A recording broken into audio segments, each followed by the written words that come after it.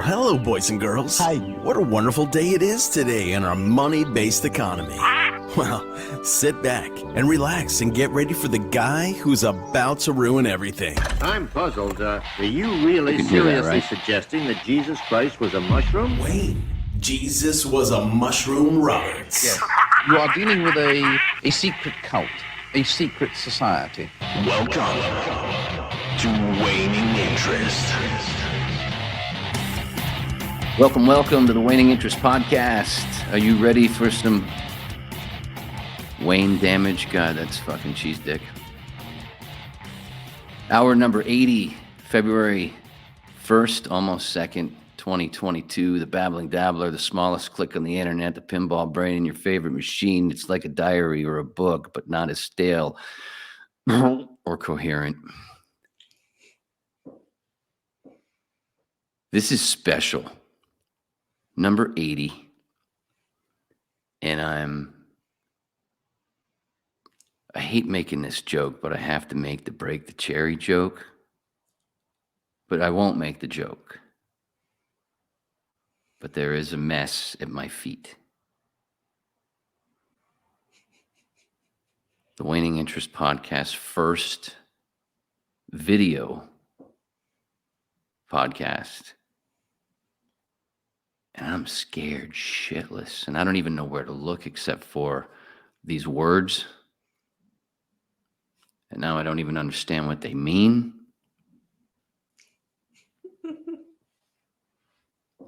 So I have a guest because a lot of you have obviously heard me talk about Manson and psychedelics and psychedelic mental health.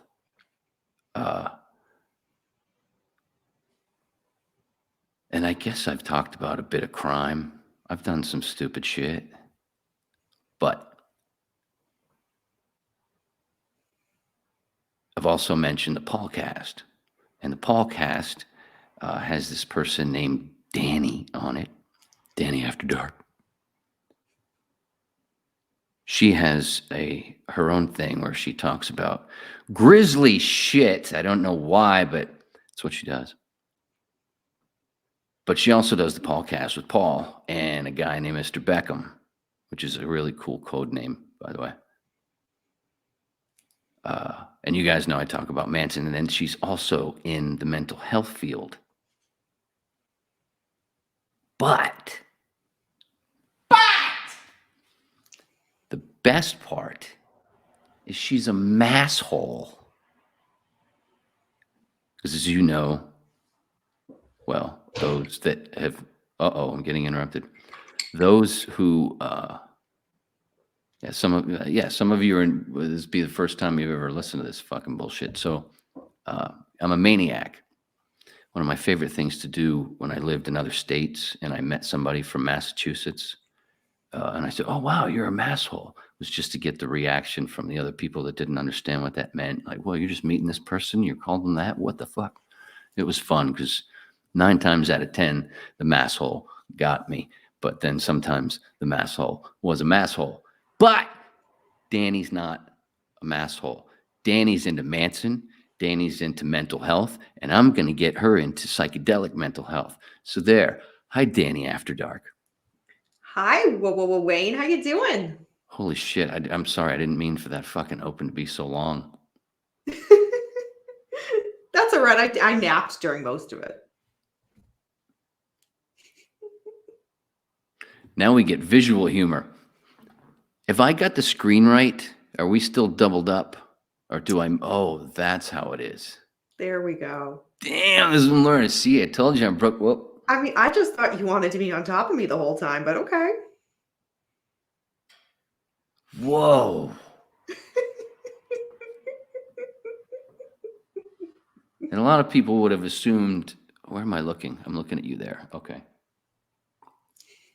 That it would have been me, the dude, making the first joke like that. And we're only in, where's the timer? Fucking less than, my God. 4, 5, almost 5 minutes. That's how long my little open was. It was wonderful. Man. That's gross.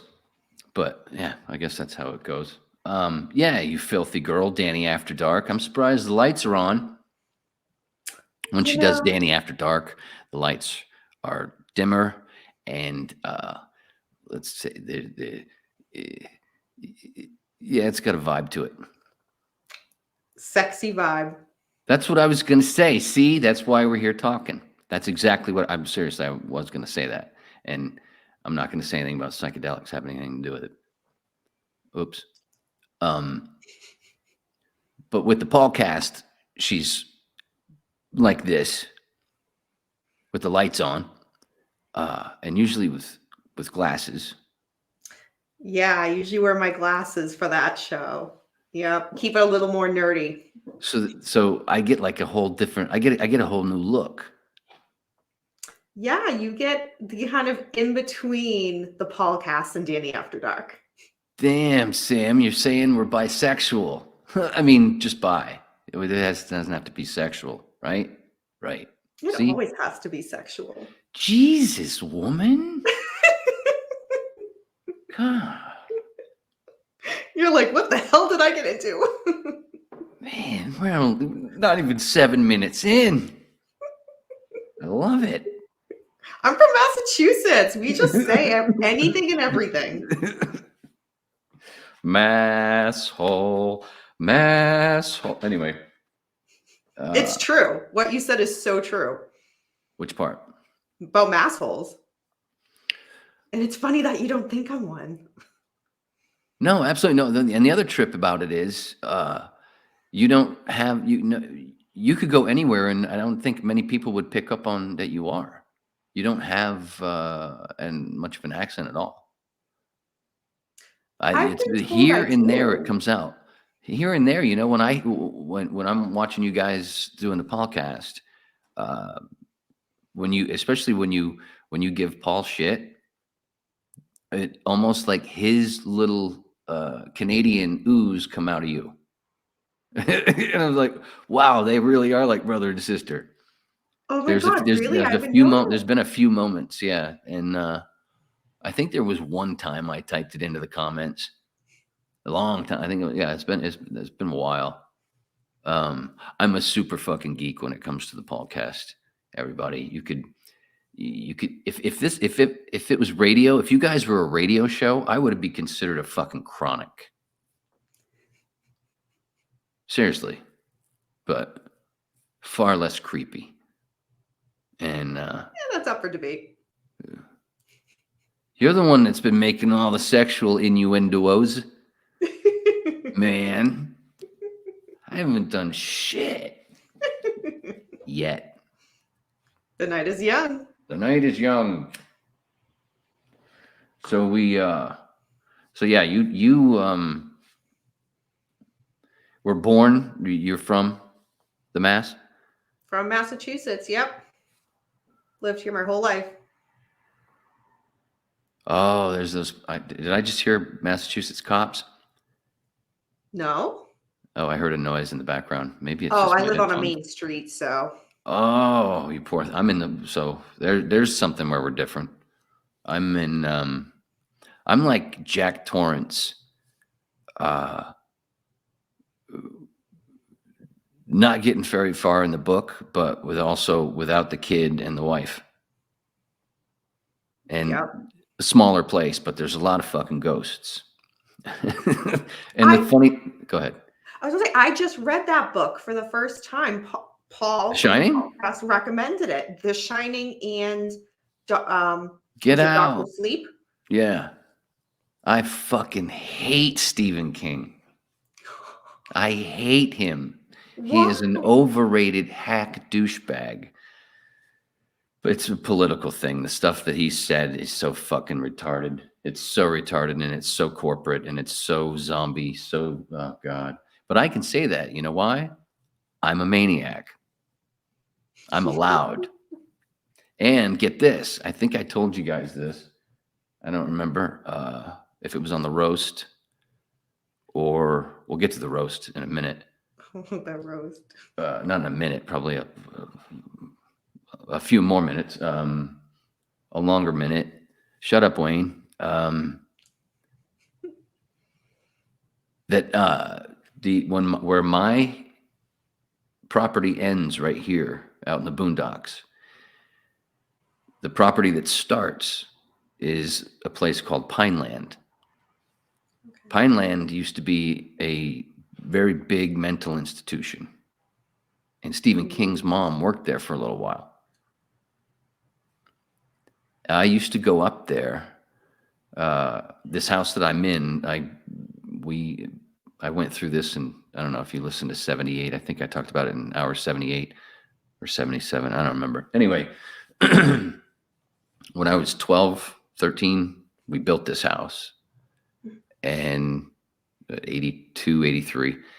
And then in 87, my mom bought another house, and we rented this one out. So this house had been rented out since 1987 until a year and a half ago.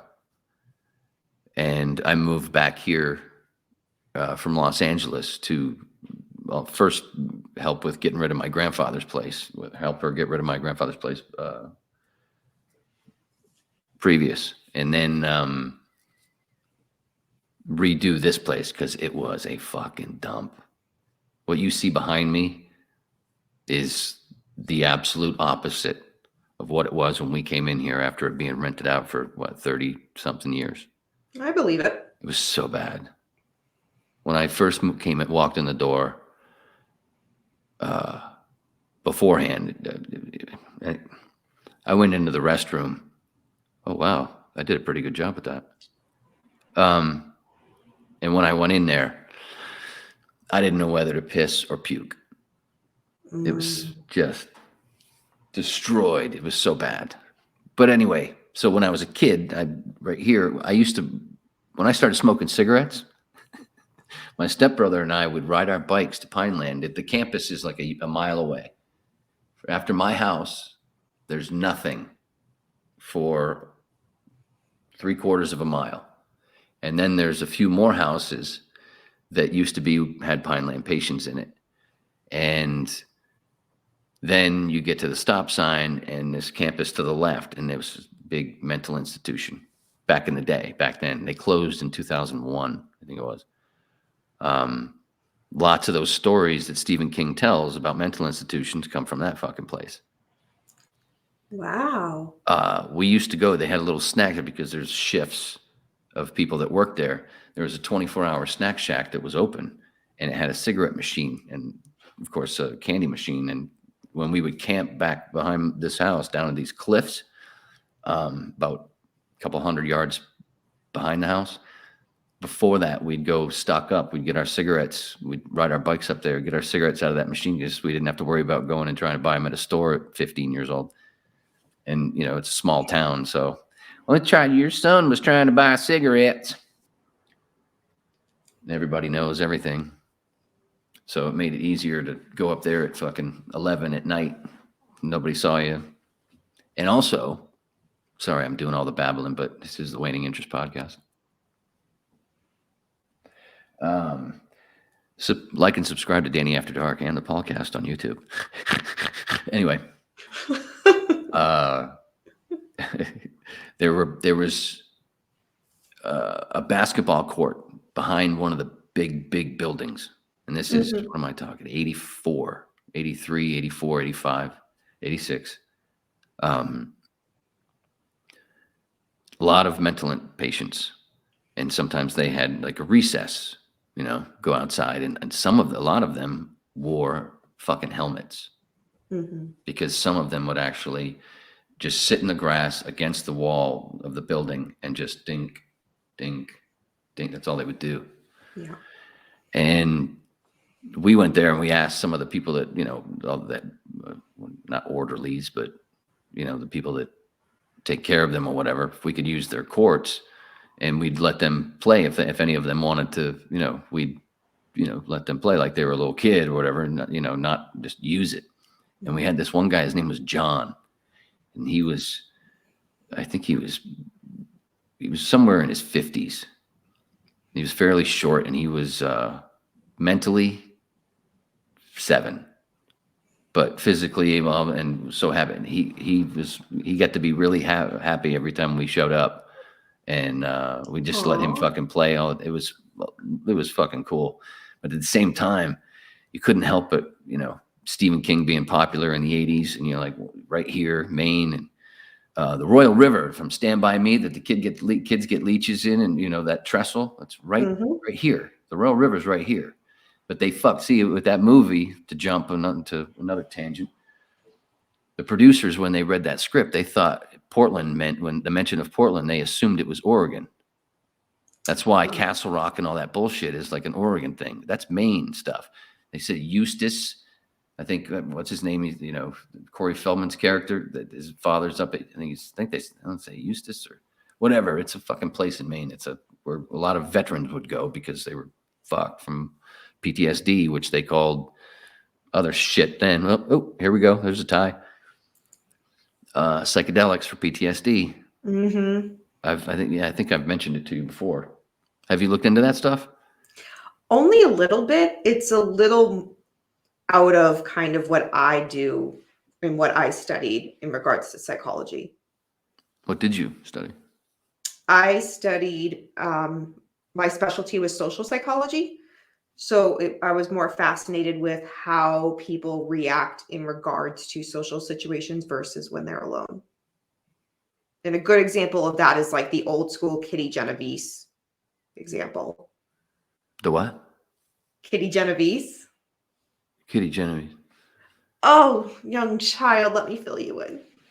In a nutshell, it was a woman who was brutally raped and murdered, and in her apartment complex, and people heard it and people saw it and no one called the cops. It's called bystander effect, where people will just, oh, well, there's a group of us, so somebody else will take care of it. Somebody else will call the police versus, I'm the only one here. I need to do something because the burden falls on me. If not, the people that stand there and hold their phone watching somebody get beat as opposed to doing something. Bystander effect, which is good that they're there, but there's a time start kicking. Right. And that was decades ago, and it still happens now. Kitty Genovese? Kitty Genovese, yep. And where was this? Oh God. I should remember the state. I can't remember.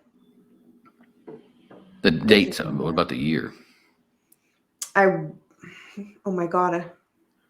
What's his name? What's his name? Sounds like it's horrible. You're making me think of Sal Mineo, where it seemed like when you read about Sal Mineo getting killed in the alley there in Hollywood, a whole bunch of people seemed like they saw it. Anyway. Yeah. For some reason, I'm thinking 50s, but I could be wrong. I think it was earlier than that. Where was that? 20s or 30s. Oh my God, this is horrible. I can look it up. That's so bad. I should know this. Go ahead, look it up. But where is it? We don't have a Jamie. That's a Rogan reference. March 13th, 1964, Queens, New York. Wow, almost the anniversary. That would have been fucking funny if you said February 1st. Or 2nd, because this won't go up on the 1st, but because I'm a brand new. It's March 1st, right? What's that? Shit! Did I say that? I said February, didn't I? See? You did. Remember what I told you before we started recording? I noticed that, but I was like, let the elderly do their thing. Now what?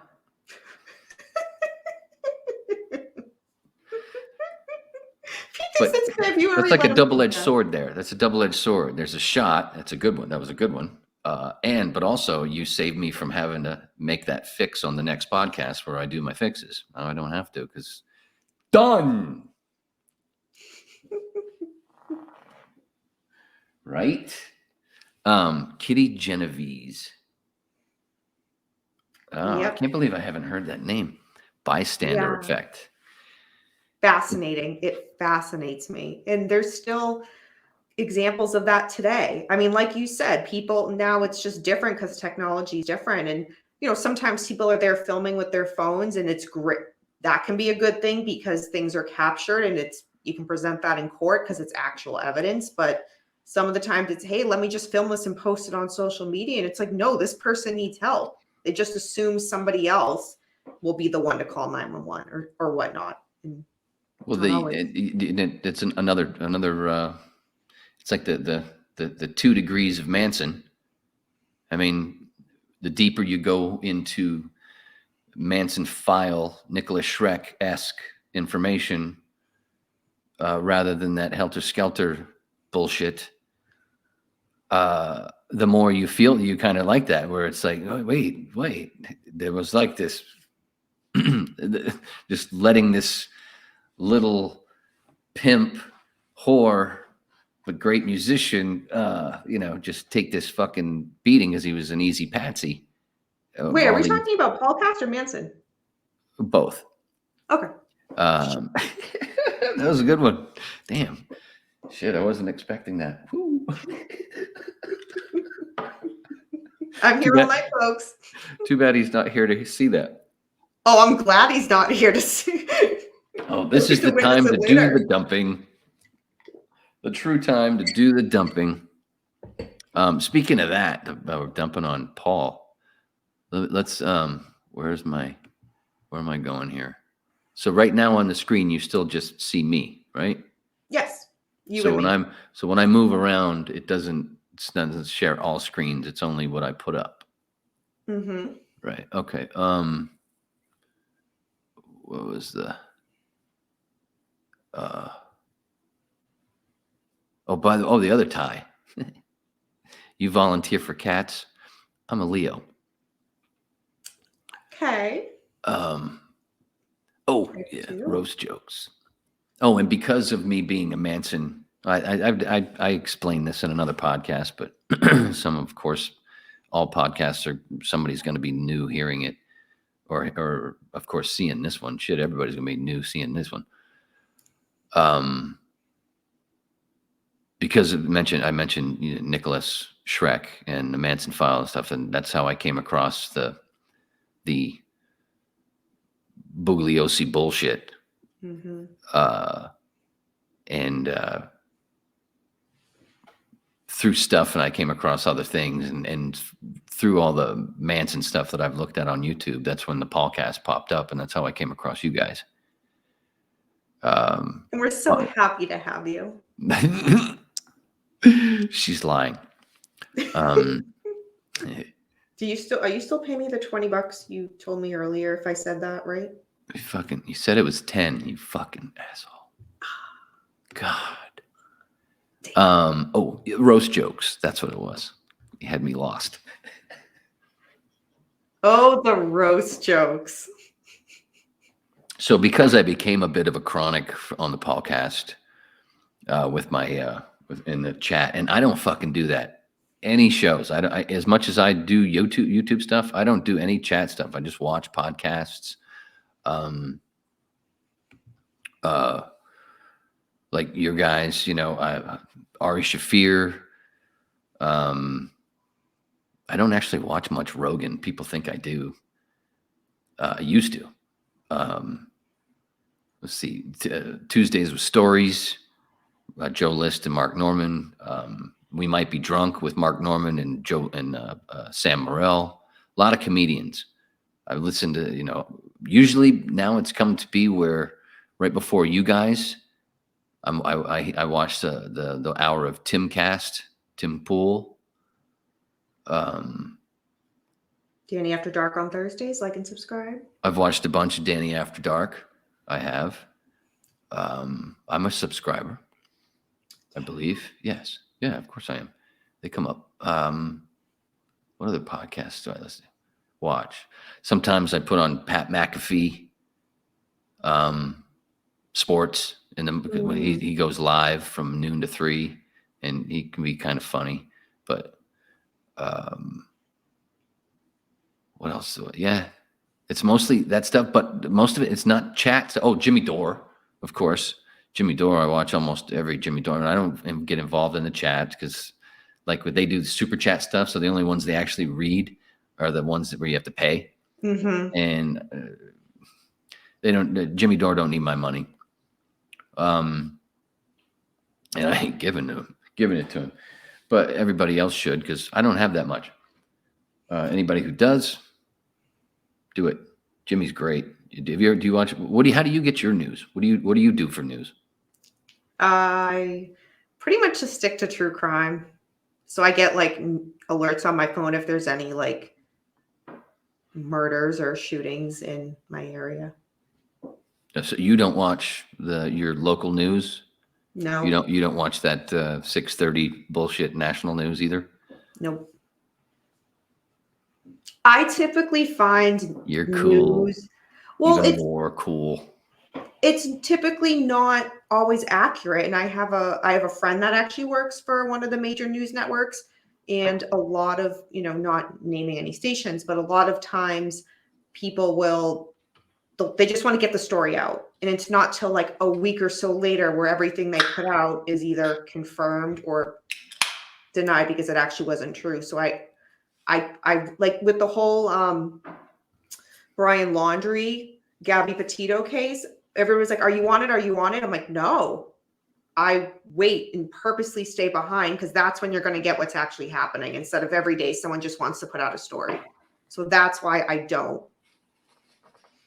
And we click there too. That's another reason we get along. I can't. I thought it was because we were both so good looking. It helps. I truly cannot. I cannot fucking stand it. I cannot stand it. And I make jokes about it when, for sporting events, like with the Super Bowl. And I used to be a voiceover guy. So it used to be where, like, when people ask me about getting into voiceover, I would just I would repeat the homework that I got, which was great advice, which was, especially back in the day, when we didn't have the internet and so many ads anyway. Remember the internet when it didn't have all the fucking ads? But with, just regular radio, TV stuff, I'm talking 20, 25 years ago when I started. And then as I would go along, I would tell them the same thing. Instead of how normally, when you're in the car with somebody driving around, and if they're not playing this, if the radio's on, what happens? You, as soon as the song ends and as soon as the commercial break starts, somebody starts bumping through to find a song somewhere else, usually, or television. Commercial comes on, somebody switches to a different something else. It's where there isn't a commercial, like back and forth. Do the same thing, but with the commercials. So start listening to the radio, but just keep searching for commercial breaks, not the music, not the actual show what's going on that you're listening to. And television, same way. That's the best way to do your homework. Listen to those, how they do the commercials, to be able to mimic it or understand how to read it and where, ups and downs and certain things, all that. That's all I would say. And now, so it used to be where I would do my own homework by doing that. So it was, and then, for a little while, but then I'd watch whatever. And now I can't, dude, I get pissed off if I don't make it if I'm like with YouTube, because I don't pay for YouTube. Mm-hmm. If I'm doing something in the kitchen, watching something, and I know that there's going to be a commercial, an ad starting or whatever. If I don't or the Super Bowl, if I don't make it to the fucking remote to hit the mute when the commercials start, I get pissed. I mean, I don't start slamming. I'm not pissed, but I'll fucking talk to them. I'm alone. I'm like Jack Torrance. So, if there was a camera, well, there is, but it's pointing outside. But if it was pointing at me during these times, you just see me going, "You stupid fuck."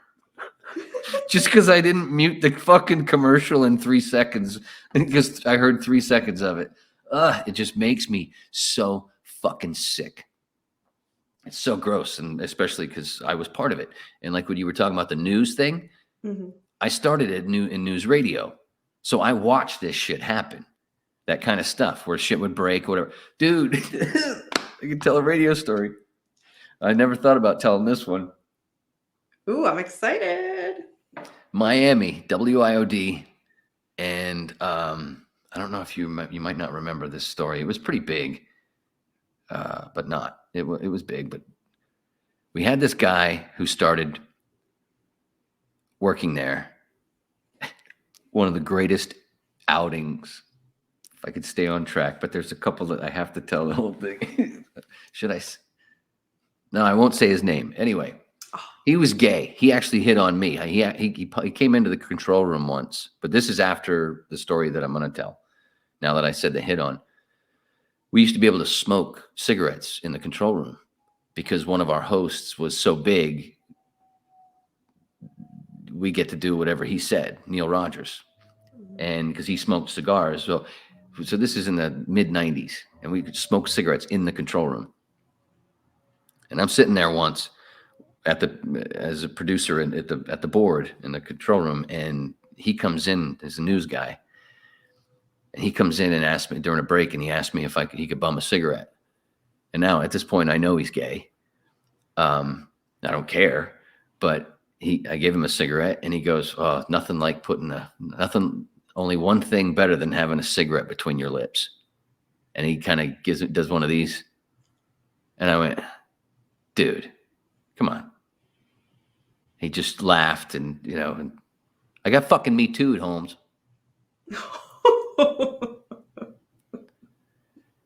Anyway, but his outing, at this point, everybody knew he was gay. His outing by Neil was fucking classic. I swear to God, I almost pissed my pants, and every time I think about it. Neil was gay. Neil Rogers was a out of the closet radio host, fucking king of Miami, Neil God. I can't believe I got to cut my teeth in radio with this guy. That didn't sound right. Anyway, he's on the air once, and this guy, this news person that I just referenced, he had just started. I'll just say his name's Brian. I won't say his last name. That would be indiscreet, Andrews. That's an Arthur reference. The movie Arthur. Susan, I can't tell you her last name. That would be indiscreet. Johnson. Brian Andrews, it doesn't matter. He's out. He had just started. And after his first newscast, and it was in a different booth right in the same hallway as the studio, but a different little booth. Well, he comes in, and I was there.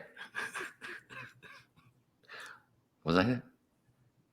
I feel like I was there. Anyway, what happened was he comes out of the booth after his newscast and goes into the control room and asks George, Neil's producer, if he could go in and say hey to Neil real quick, say hi to Neil real quick. And George said, yeah, we got a couple of minutes before the open of the show. So if you want, yeah, make it quick. So Brian goes in, there's like 30 seconds and you can see it through the glass and hello, blah, blah, blah, whatever. Then he leaves. Neil comes on the air right away. So the new news guy just floated in here. And and he's just silent. And you can almost hear through his microphone, George through the glass laughing. And I swear, I think I was there in the room too.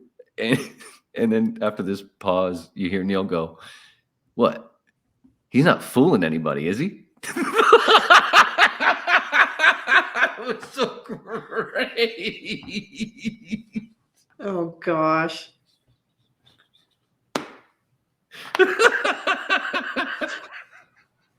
Do you need a Depends right now?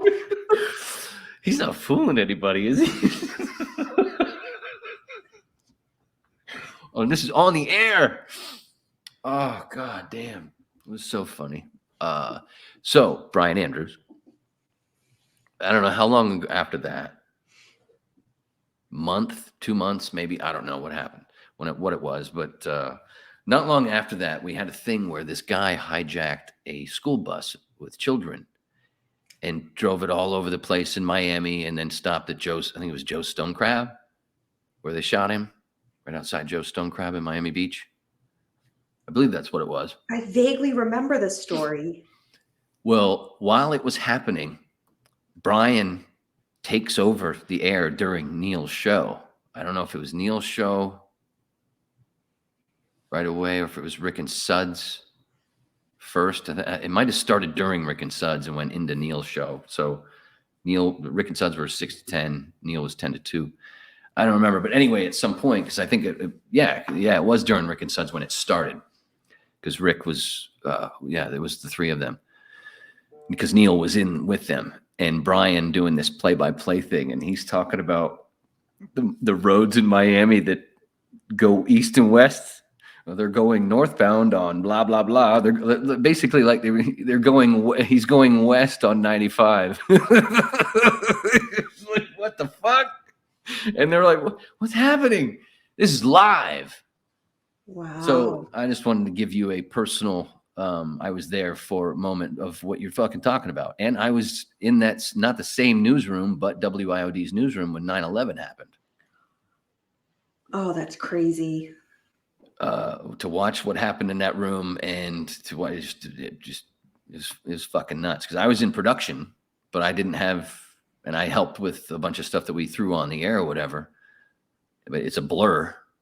But to hear things, to remember things that they were saying that day and those moments that ended up not being true, or things that were said that day that they've kind of tried to scrub, like Dan Rather talking about Building 7 looking like controlled demolition. So they scrubbed that kind of stuff. Yeah, you saw it because that was true, but they don't talk about that as everything else got repeated. That was anyway. I'm not going to get into 9/11. That's a whole different animal. Am I sensing that we're sort of on the same page about going down that road? Oh yeah. About what they call about the official story, another official story being bogus, another. Oh, 100%. Damn, Sam. 100%. I'm gonna turn the lights down. Well, it's so funny because, and I feel like when I say to people I don't watch the news, they give me this look like what's wrong with you? You should. Like, it keeps you intelligent, it keeps you informed. And I'm like, it really doesn't. It's actually more detrimental because you're just taking in these lies every single day.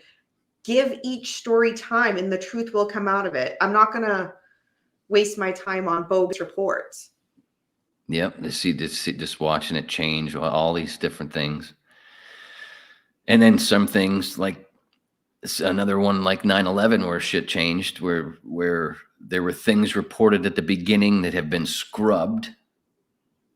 But then but things that other screw ups aren't pointed out as much, even though this wasn't a screw up, like with, the dude with the Dark Knight shooting, the theater shooting dude. There were multiple people there that said they saw at least three people dressed like that. And you got the one dude who's taking all the blame, which now that kind of thing leans more like coming into Manson, coming back, another, the main, one of the main ties that we're talking to begin with.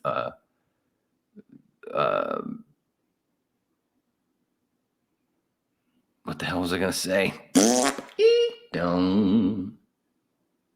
About the lies with the case? Yeah, it had something to do with that, but that's where, that was the line. But yeah, shit, I forgot. I'm not going to, it'll come to me if I don't push, I don't want a hemorrhoid. Or do I? Sometimes they're enjoyable. And then, you think, maybe I should eat more broccoli. Oh, God. But anyway, some Manson, a patsy, sort of the CIA thing. Oh. Where the CIA thing, to me, when it comes to Manson, no. But with that theater thing, plausible. That's where I lean in that's where it works there. It doesn't work in the other one, to me anyway, because this whole thing where people repeat this shit, you can't control people with psychedelics. You free them. That's why they outlawed them.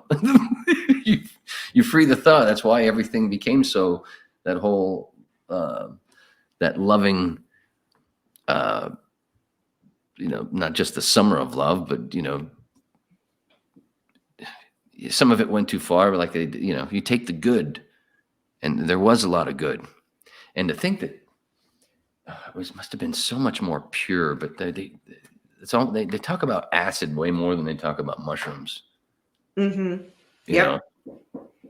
But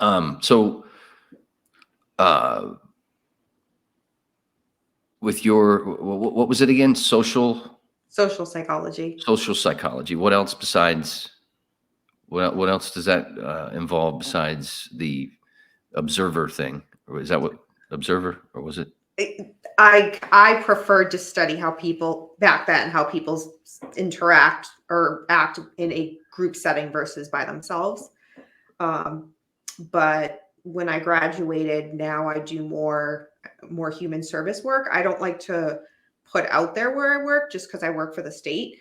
But I use a lot of my, schooling in what I do. So I work with a lot of different populations, a lot of mental health. I used to work in a group home, which had similar clients to like you were talking about earlier, near where you live.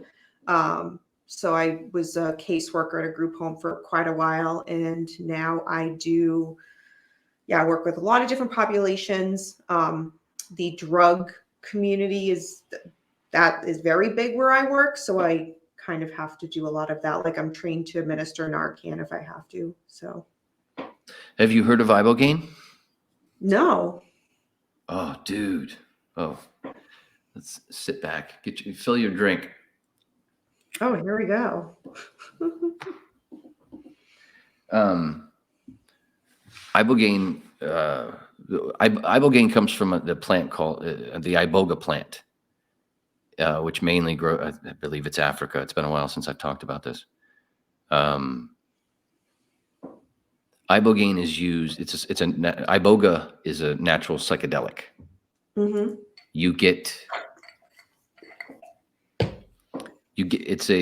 It's similar. The trip, because with all the natural psychedelics of the world, the trips are different. Peyote, ayahuasca, ibogaine. Ayahuasca and ibogaine are, at least from I've only done ibogaine, which I'll get to, but I didn't do the flood dose, which is, if you read testimonials or listen to people's testimonials of doing it, the ayahuasca and ibogaine ones are somewhat similar. They're much deeper than the mushrooms, which is like Charlie and the Chocolate Factory, or Wizard of Oz. Alice in Wonderland. Ayahuasca and ibogaine are more like Christmas Carol. Okay. Where the Ghost of Christmas Past stuff, to where you are tripping so hard. Basically, you have those not past life, but those repressed memories that we're all basically like Dexter. We're all like Dexter. We're all running on a certain set of traumas that happened within the first 7 years of our life.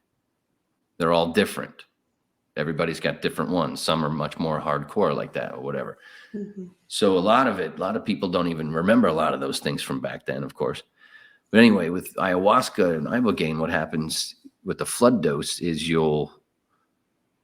basically that whole thing with, like in the Christmas Carol, where you're standing there invisible, or like in Game of Thrones, when the tree, what's his name? Brand? Is it Brand? Oh, yeah. When he's standing there invisible, that's all psychedelic, where he's standing there invisible watching his father, and the whole thing finding out about the rape, and it wasn't rape, they were in love. The whole thing where it's, the whole, I don't know if you're a Game of Thrones person. Oh, yes, I watched it. Yeah, so you know what I'm talking about. Mm-hmm. There's many other examples, that whole thing where you're standing there invisible. Rey in Star Wars, in The Force Awakens, when she touches the thing, that's a trip, where she sees herself getting pulled away when she's a little girl, where she was being held by Unger Plot while her parents flew away. That whole that thing where you're standing there, but you're invisible and you're watching something that happened to you from a completely different perspective. And that's one of the healing parts, because you can't get there without that trip unless it's really, really intense meditation, which is very difficult. But meditation comes from psychedelics to begin with. The humans weren't, to me anyway, that's where all that stuff came from. The psychedelics came first, which helped our brain evolve really quick. It wasn't an apple that Eve ate. It was a goddamn Amanita muscaria mushroom. It wasn't an egg. It was a mushroom. There was no egg because mushrooms are spores. It's the whole thing. It's all panspermia. It's all, the mushroom is started the whole, that's what everything comes from anyway, to me. The mycelium. Anyway. How the world started with Waning Interest podcast. But the point being that Ibogaine is used for people with serious, really bad narcotic addictions, heroin mainly, opiates, any of the pharmaceutical bullshit. People have quit smoking cigarettes from it, which people do that from mushrooms as well. And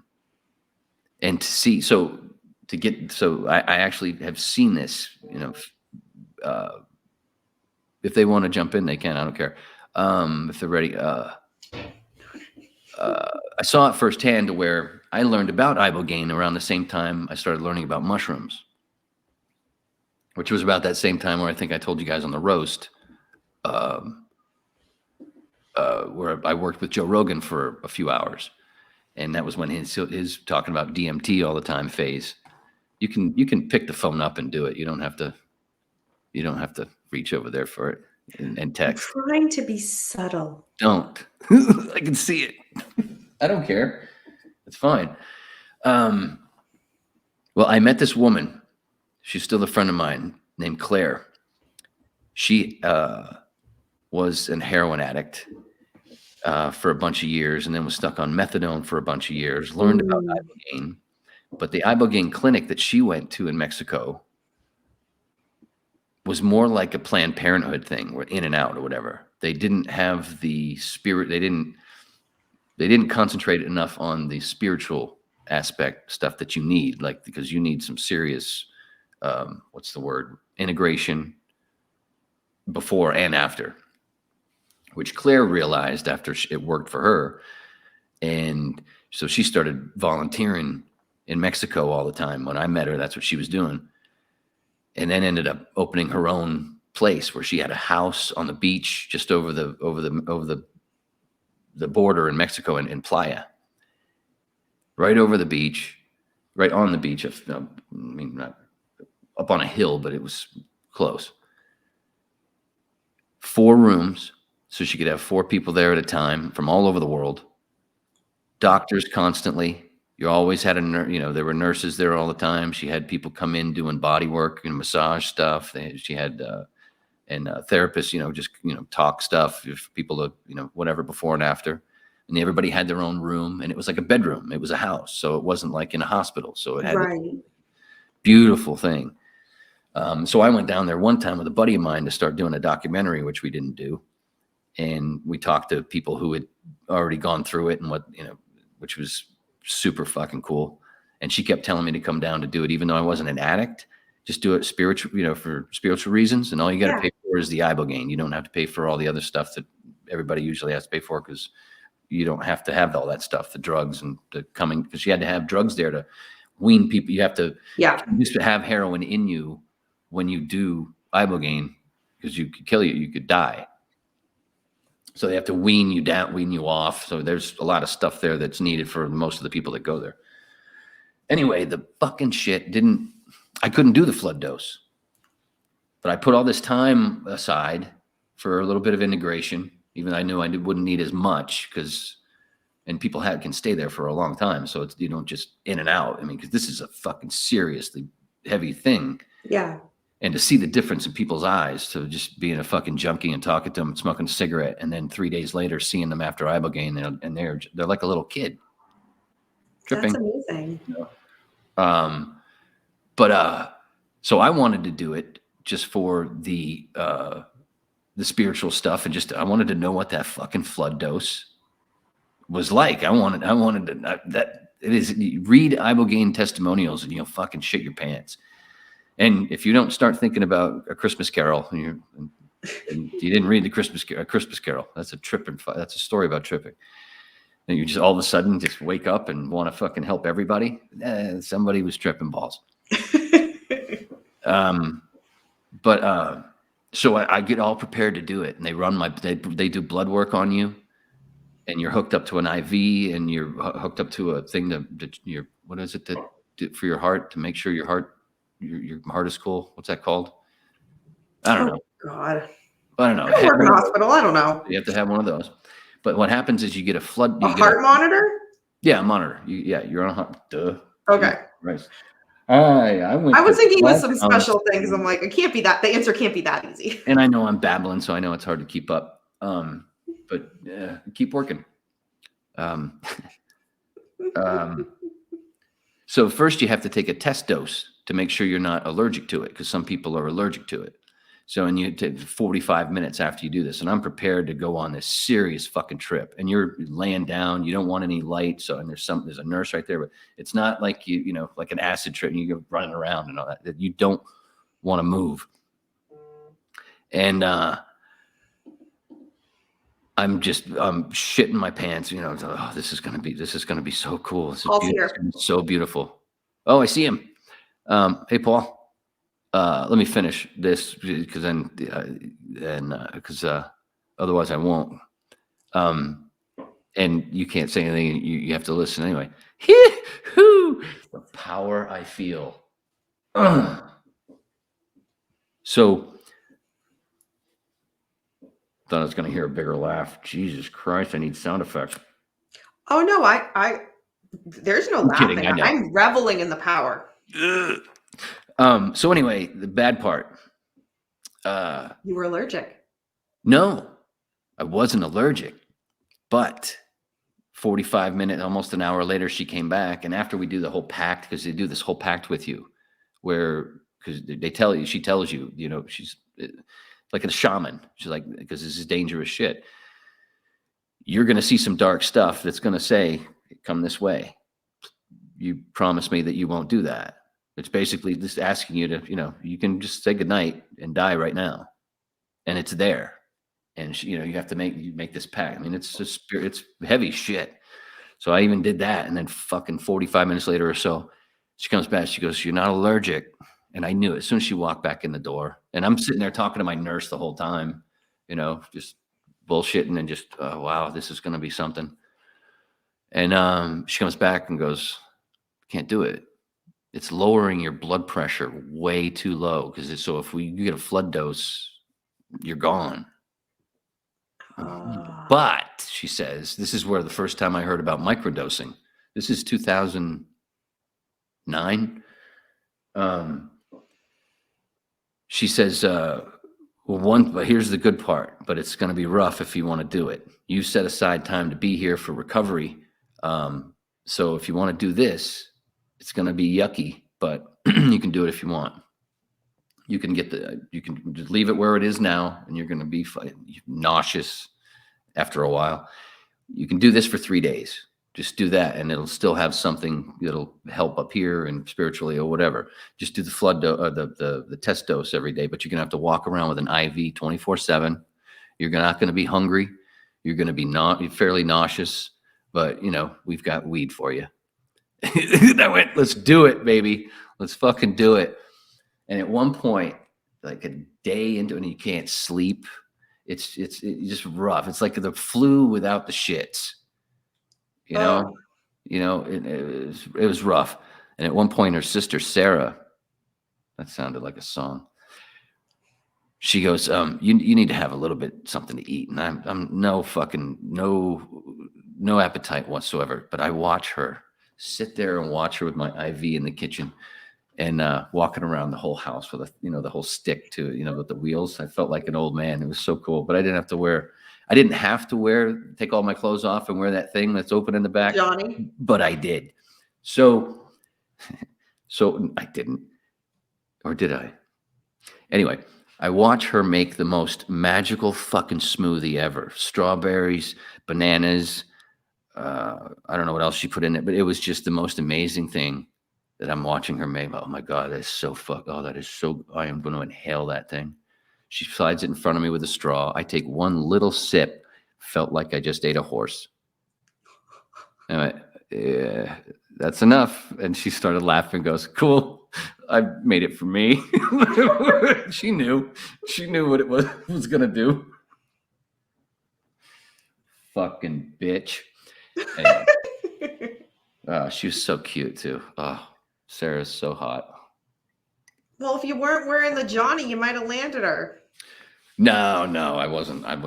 No, that was not in the card. I mean, in another situation, but no, I was there for a purpose, and I wasn't going to mix up trying to bone a cute blonde with a sleeve tattoo, who had a cool voice because she was a smoker. Shit, I'll take her. Damn, girl. I love it. Love it. I was trying to go into a character that I can't remember which one I was going to go into. Anyway, I don't want to leave him sitting there now. I feel bad, but I don't. He's not even commenting. I figured what he was going to do is fucking be like me and be a chronic and just sit there and fucking one after the other. Boom. Play this song. Play this. Play this. Play this. Hello. Well, hello, Paul. How are you guys? I was just thinking that sounded terrible. Do not sign me up to whatever that was. Paul don't want to do no Ibogaine. No, I don't. No gain, no nothing. No. I'll sit on the sideline and stare at the wall for a while. How much did you hear? I came in pretty early. I came out. They were doing a preliminary to check out if you could actually do the dose that they wanted to do. Oh, so you didn't hear stuff past that. Oh, you didn't hear the front of that. No. What it was for, what it is, and what it's for. Is it like, I got the impression from when I came in that it was one of those what the fuck is that? It's like DMT, but something different, right? It's similar. Yeah. Similar it to might that have, sort of thing. It might have DMT in it. I know ayahuasca does, but it's like ayahuasca. I remember seeing a friend of mine do DMT, and just his eyes, it was the craziest thing I've seen. And he was. Did it look like he was dying? Yeah. Do you know? Did you see my ET thing today? No, I didn't. Did you see it, Dani? Did you see my little ET story? I saw your post. Yeah, I did. I did a video, my old podcast, Nate the Bullet. I did this video where Beckham's here. Right to this, I don't see him. Okay. The death thing, ET. I did this video. It's one of those things where all the movies that I see that shit in. ET is really about like the Ibogaine story was because I was talking about A Christmas Carol being about ayahuasca or Ibogaine. Oh, okay. That makes sense, doesn't it? In that trip, you are like Rey in Force Awakens when she touches the lightsaber. She has where she sees herself as a little kid, but the kid doesn't see her standing there. Just like the ghost, like Game of Thrones. You watch Game of Thrones? Oh yeah. Remember when Brand was with the tree with the whole thing when he went back and saw his father? Yeah. And that whole thing, but he was invisible. Same thing, but it's a spiritual thing. That's why that whole thing. And when you come out of that, you're not a different person, but you're a different person. Right. And that's what scares some people of doing it, because they think they'll turn into me and just fucking babble about Jesus was a mushroom all the time. Which, I mean, you will, but who gives a shit, right? I mean, oh man. But so the ET. So I still don't see Beckham. You know what? It's fine. He can get dude could get lost in a one room building. Well, he does work for the government. So anyway, before we go on, so for those of your viewers who might not know who They know who Paul is. Paulcast? Oh yeah, well, if this is your first time ever hearing the Waning Interest podcast, this is the Paulcast. Also, it's almost a swap cast. Yeah. But if you've heard the last couple that I've done, you know who they are. But yes, this is And if you're just new, or if you're old new, Jesus Christ. If you're new, Yeah. or you're old new. Oh, you've got your thing up there anyway. You've got it's all. I do. You got the right says names up there. I'm over there. I'm. And when this goes up, the links for both channels will be in the description. Cool. Yeah, this is where. So now with the Manson thing that I talked about with Dani before, with one of our ties. Now with Paul, you can see. Everybody can see why. And I want to know, where the fuck is the Crisco can? I don't have the money to send that joke gift all the way to fucking Vancouver. I know. Just go buy a fucking key. The next time you go to the store, it's going to be so fucking funny. Do you know how many people are going to go, what the fuck? I know. I want to have that. I just want to have like one of those old school Crisco. Even Nicholas is gonna love that, dude. Because Nicholas, it's like me, you, and Nicholas and Dani are the only ones, and Beckham are the only ones that get the Crisco thing. Yeah. People are probably like, what is this? The odd person who found that book in their grandma's bunch of random books sitting off to the side, where it's like, oh, what's this all about? Fucking Columbo. Oh man. So Columbo was into fisting. Yeah. I did the crazy fucker. I will never view that man the same way ever again. Did you see my comment on, because Nicholas put up the thing about Robert Conrad and him? Did you see my comment on the Facebook, the Abraxas Circle? No, I not did. yet. Did you see that?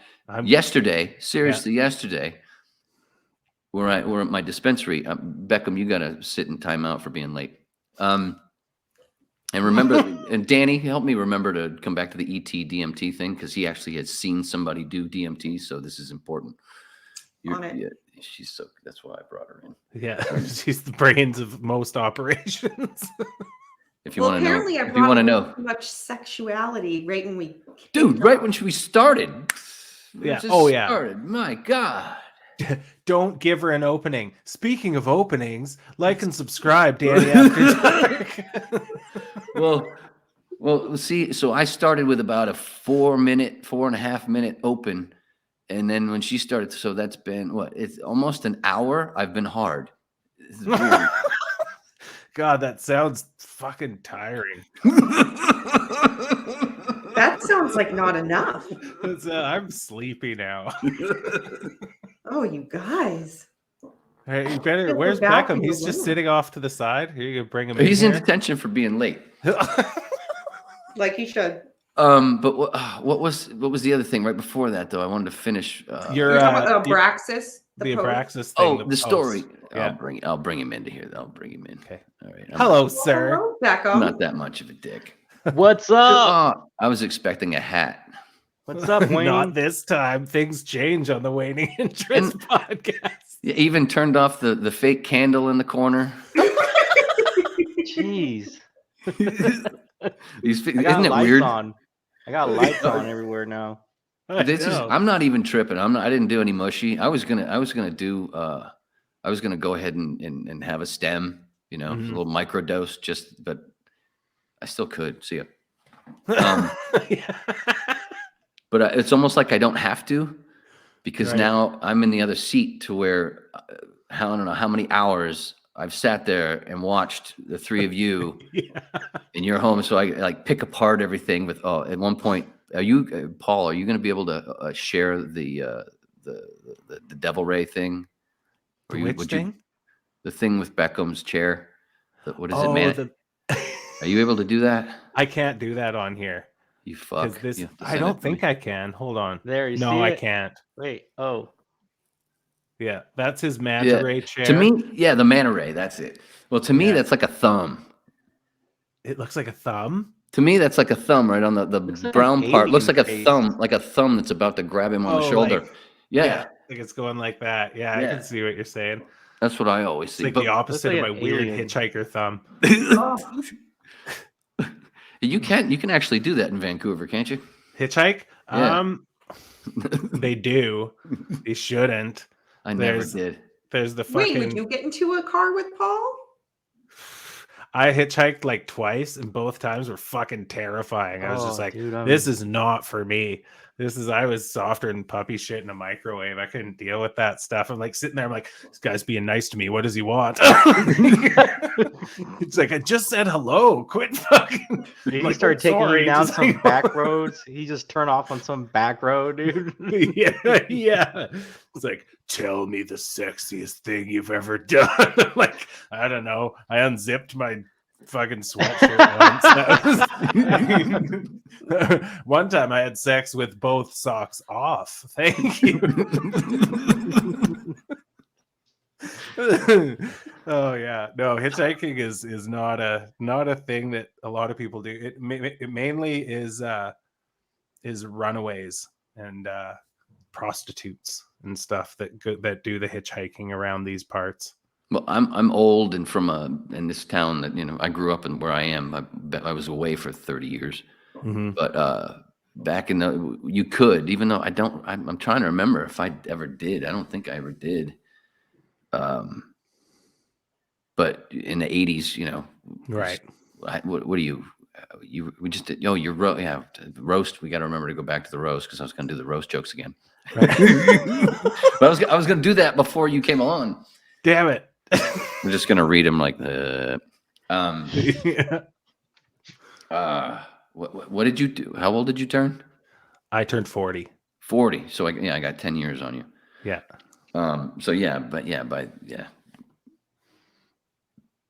Hitchhiking certainly by your time. You don't want to do that, especially with that thumb, because they would assume that your dick is like that too. So yeah, they'd be like, "Oh my god, look at the hook on that cocksucker."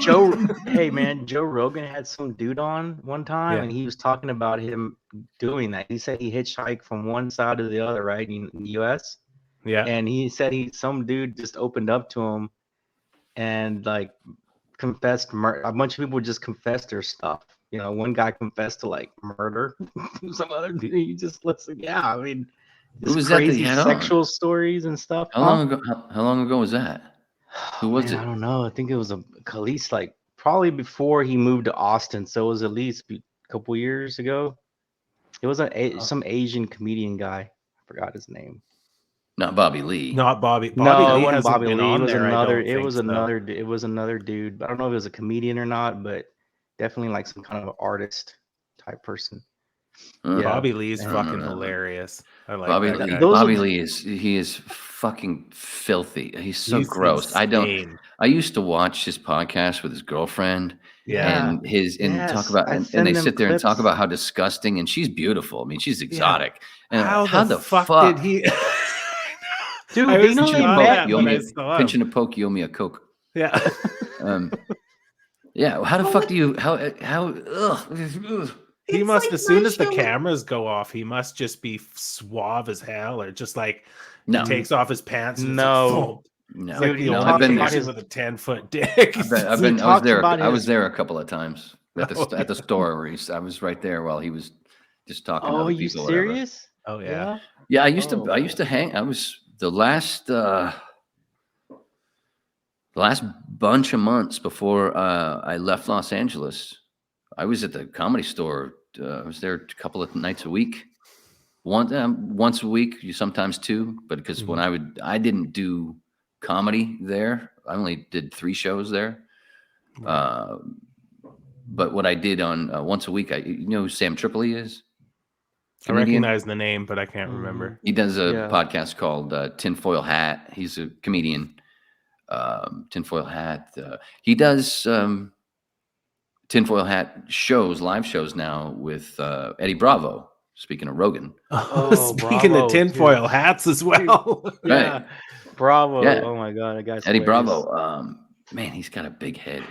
Literal. I'm not saying he's got. Yeah. When I met him when I first met, like, God damn, that head's big. So, like an alien. How funny. So, there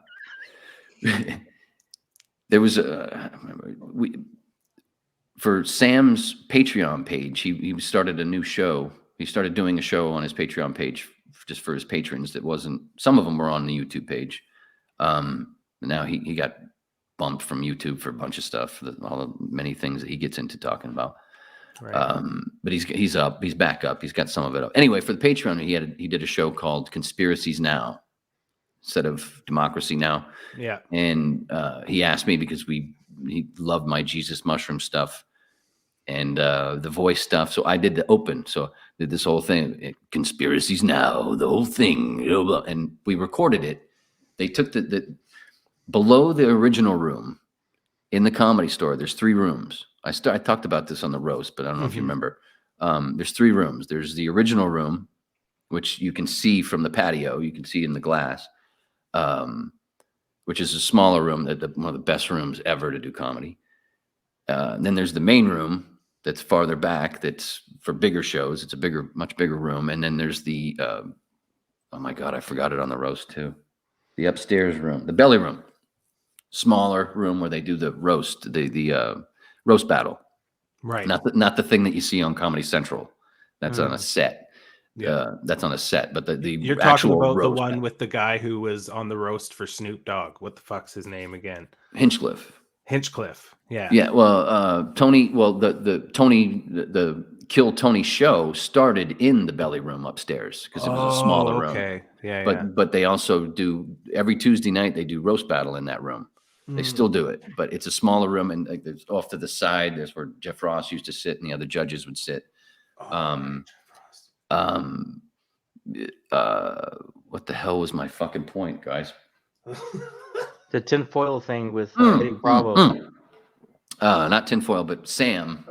Asked me to be part of his show, that Patreon show, Conspiracies Now. So I did the open, and of course, here and there there would be Jesus was a mushroom joke because it was such a rare thing. Nobody fucking says that shit.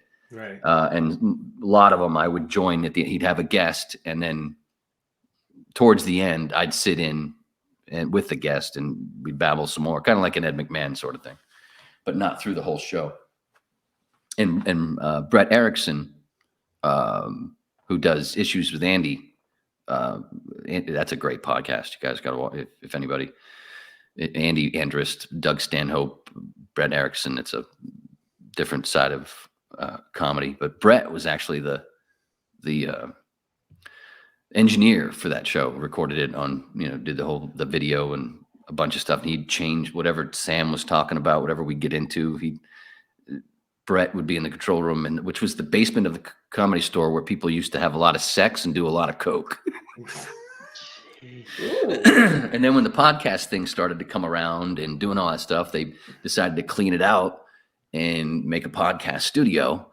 And then the video stuff started for podcasting. So then they cleaned it out a little bit more and opened up this room some more and set up some stuff with some lights, and so people could actually do video podcasts as well and use the next room for a little control room. And it just kept building out and out. And so Sam would use that, and other people other comics would use that for their podcasts. So every Tuesday night, was it Tuesdays or Wednesdays? Sometimes it changed. But anyway, and because of Sam, like the last time I was on stage at the Comedy Store was because he put me on one of his Comedy Chaos shows, which Bravo was on, which, of course he ran the light. Fucking Eddie. Eddie could not stand to that 15 minutes. They start fucking blinking that light.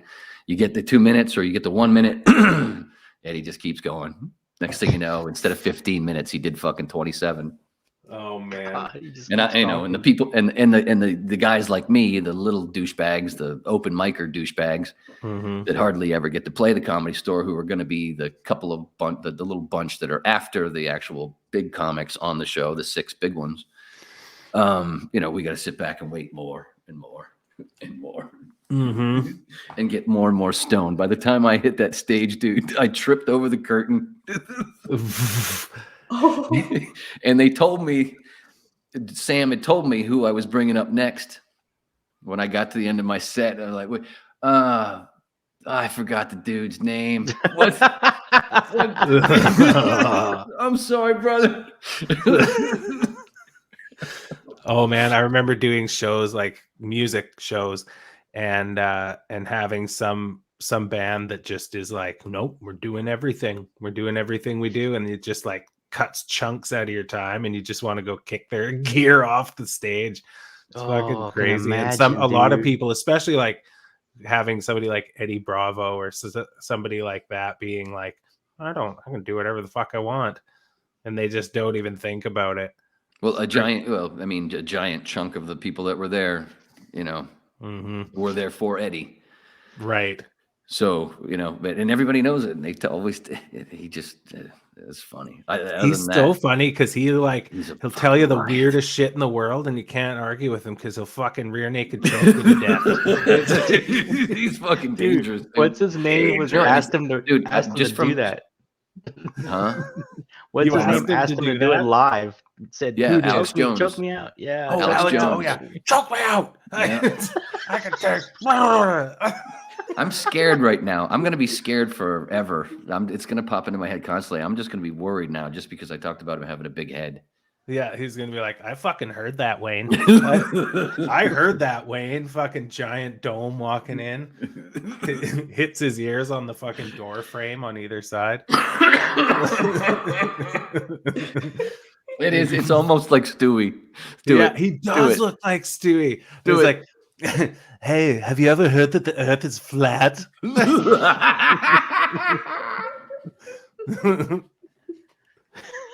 Oh my god, could you imagine? He'd go in there. This is how you do jujitsu.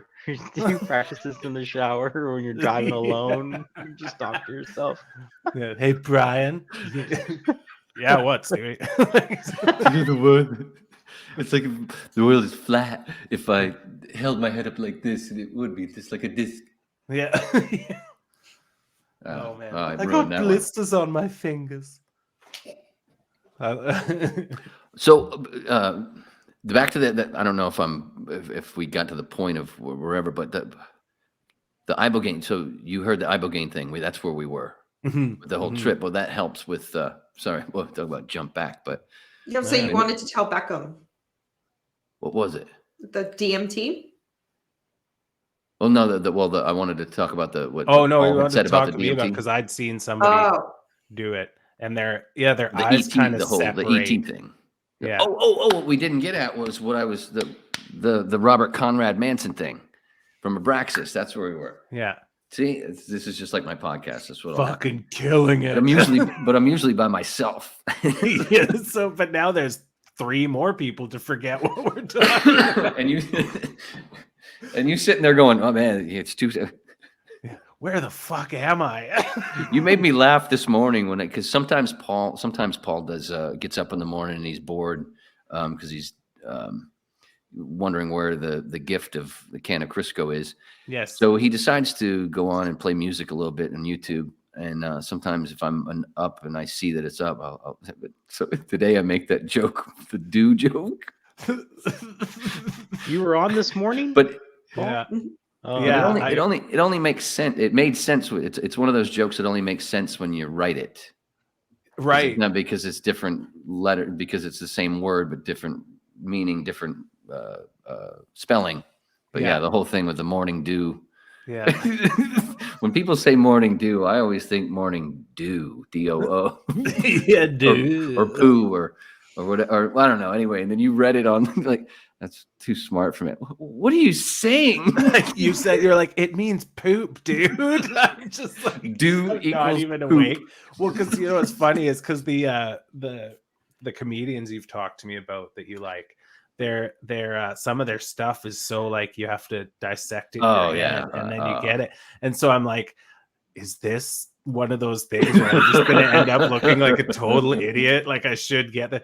My friend told me a joke once, and it's the funniest joke ever because it's not funny at all, and it just makes people go, "What the fuck?" And I swear to God. So here's the worst joke in the entire world you'll ever hear. It's really here we go. I love it. So 2 lesbians are in a bathtub. One says, "Where's the soap?" The other one says, "Sure does."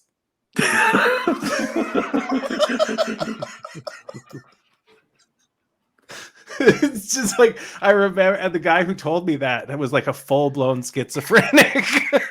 Oh, Are you And we were serious? driving home. Yeah, and we were driving home one day, and he's like, "Do you hear the messages in the radio?" I was like, "Fucking no! Look at the road. I don't, Was this don't the hear one where you- anything. What are you fucking talking about?"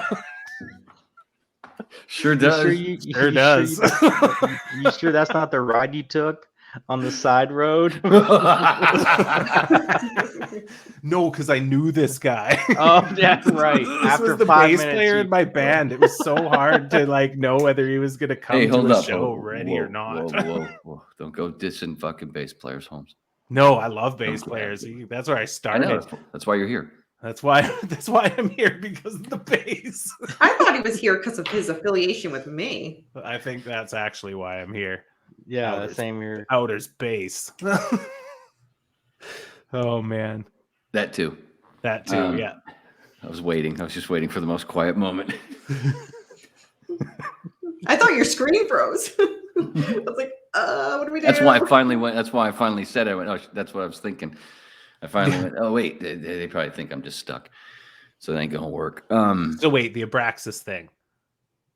So Paul, Nicholas puts up that thing about Robert Conrad, where I guess Right. today is his birthday. Is that what it was? Mm-hmm.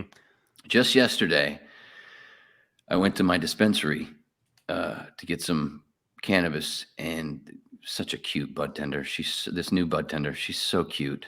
They have 3 bud tender. Well, this is the 3rd that I've seen But tender. in a while. I used to be a bud, Baristas. I was a bud tender in California for a while. That's Oh, right. Were you? Dude, it's a fucking Dude. great gig. It's a great gig. The first Except time and I let- ever and- went to, no, Go I'm ahead. sorry. So the first time I went to one in LA was LA, and the girl was cute, just like you're describing the one you went to. And she's like, "Are you a cop?" I'm like, "Oh my fucking god, dude. Really? Do I just Where do did you go? fucking give that off or something?"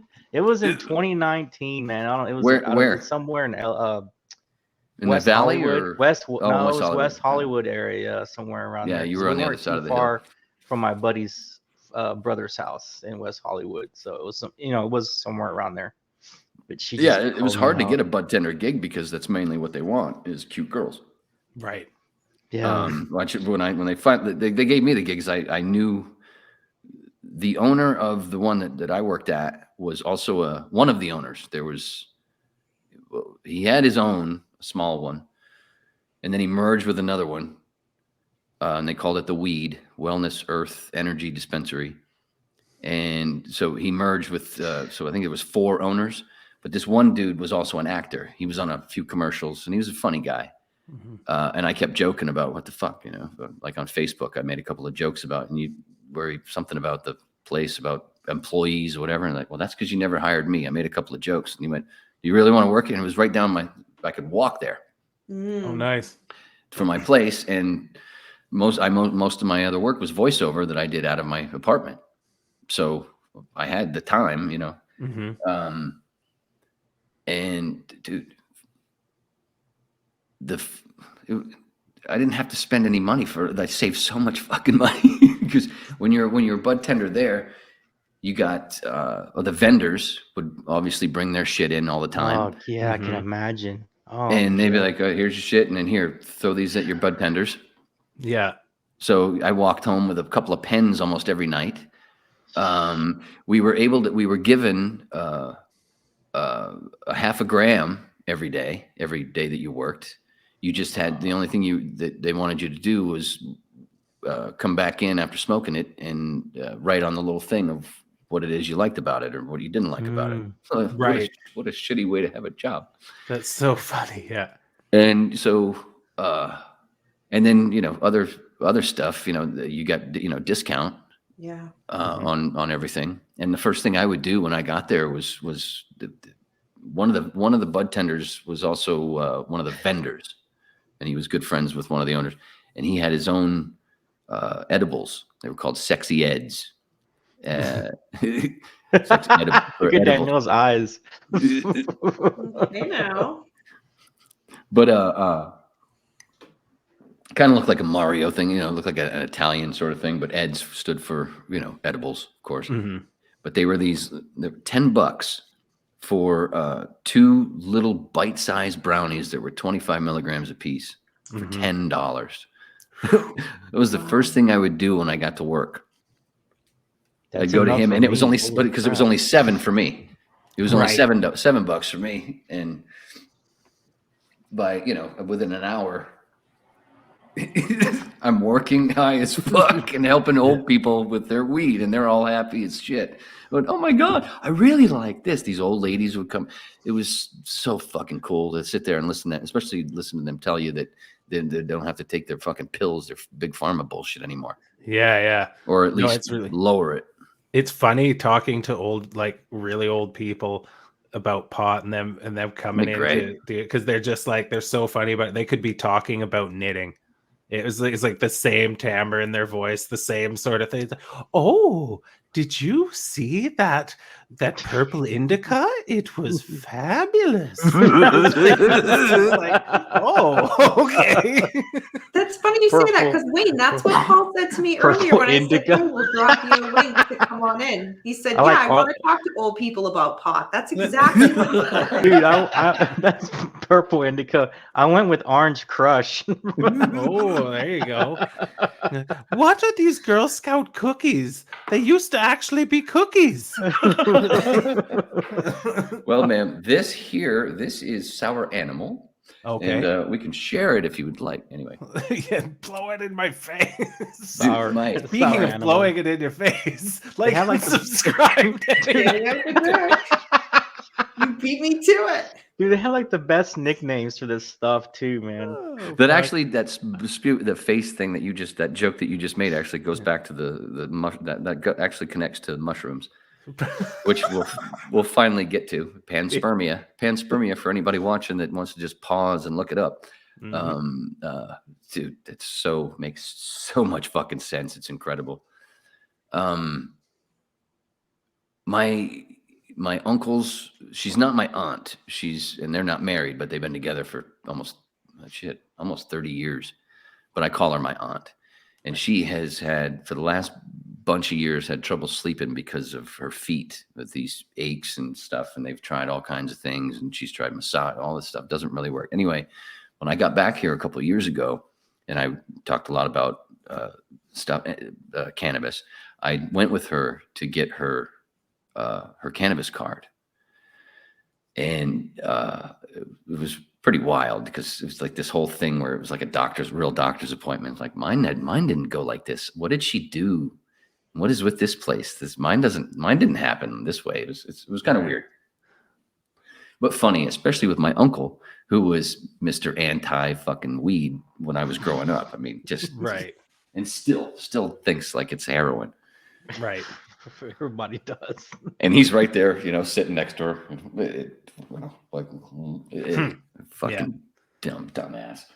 Anyway, I hope he sees this.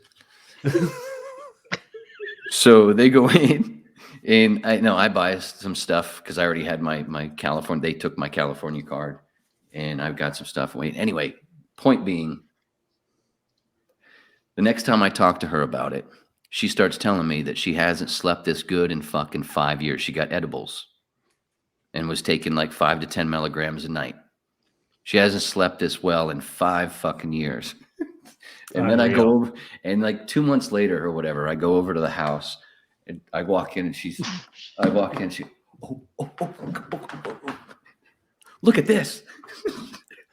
The woman went around to 3 different fucking dispensaries. She had a whole table full of shit. Oh, you want to try this? She had like packages all off on the table. Yeah, all kinds of different fucking edibles, all kinds of CBD tinctures. It was like this. She's 74 years old. Oh. But what better time to jump on in both feet? Get this part. One of her sons is the chief of police in another town in this state. And he loves it. He's like, I don't give a shit. This is awesome. Luckily Maine is one of those states that, they're not doing, and he thinks it. I just love that part and he doesn't even know much about cannabis. Like I sit there and wish my mom would do the same, but she's like, now my mom has all these friends. She used to be like, not so much anymore. But now, because so many of her friends, she used to be like the Golden Girls in Florida, where her and two friends own a house. One of them pulled out because she wants to stay up here in Maine now, but they used to own a house together in Florida. It's like the Golden Girls. Right. That one makes her own cookies for a whole bunch of people. My mom's like one of the only ones. Like, no, I'll just have my Jack Daniels. I remember the first time I smoked weed with my dad. It was fucking terrible. It was like one of the last times I did. I was sitting there. I was like, well, this is fucking weird. I remember both times, the first two times, and the first time was an accident. Oh, really? First time I got, well, the first time I knew I got high, I was, how do you tell this story? I haven't told it in a joke form. I have a joke about it, but basically when I was 7, 8 years old, my dad, we had a house that had a basement, and my dad did electronic stuff, and he had a bar, one of those separate standalone bar things. And it was mostly for electronics and stuff, but he had his weed there too. And this was the 70s. So it wasn't the strongest fucking weed usually. Right. And we had a corner of the house, kind of like behind me, but like this door here that pretend that that's brick as well. Okay. And I would just kick my soccer ball. That's how I would practice soccer in the house and stopping the ball. And I was a good soccer player. And that was where a lot of it got my practice, with that brick wall in the basement. Dad, playing fucking Doobie Brothers, smoking weed and using this little soldering thing and doing all this cool shit. Well, one time I went upstairs to do my schoolwork or whatever, and I get upstairs and the basement had been like a hot boxed. And I start in this book, and the faces are like coming out at me, and it's just repeating and all this weird shit. I'm like, whoa, and 7 years old, flipping the fuck out. I have no idea what's happening. My mom doesn't know. She doesn't get it. She comes running in the room. I'm freaking out, and I was freaking for like 20 minutes. I don't remember what they did to calm me down, but my dad ended up figuring it out or whatever and helped something. I don't know. Anyway, that's the story of their divorce. That's anyway, and that's the last time I saw my parents together. So now jump to I don't, like I said, I don't know what happened then. Jump to what, 85, 86, whatever, 14, 15, whatever. The first time I actually got high on purpose. Mm-hmm. The first couple minutes, I'm like, whoa, to the three buddies of mine that had already been high before and were with me. And they're laughing because I'm just, whoa, this whole thing. And then after like a couple minutes, I go, wait, I know this. Yeah. I know this feeling. I've been here before. And it fucking finally hit me that, oh my God, that's what happened. Oh, that's fucking funny, man. Holy shit. Too bad you weren't reading a comic book or something at 7 when you were. Oh, that would have been so much cooler. It wasn't a fucking math book. Oh. I remember the first time being really high, smoking weed, and I was at these little concerts they had. There was this place they called the Back Door, and it was just this little venue. Gross. I know. Where did the obsession come from? But that's where you could have gone. Yeah. Or the Crisco. When you're low on anything else, just a dabble, do you? Speaking of going in the back door.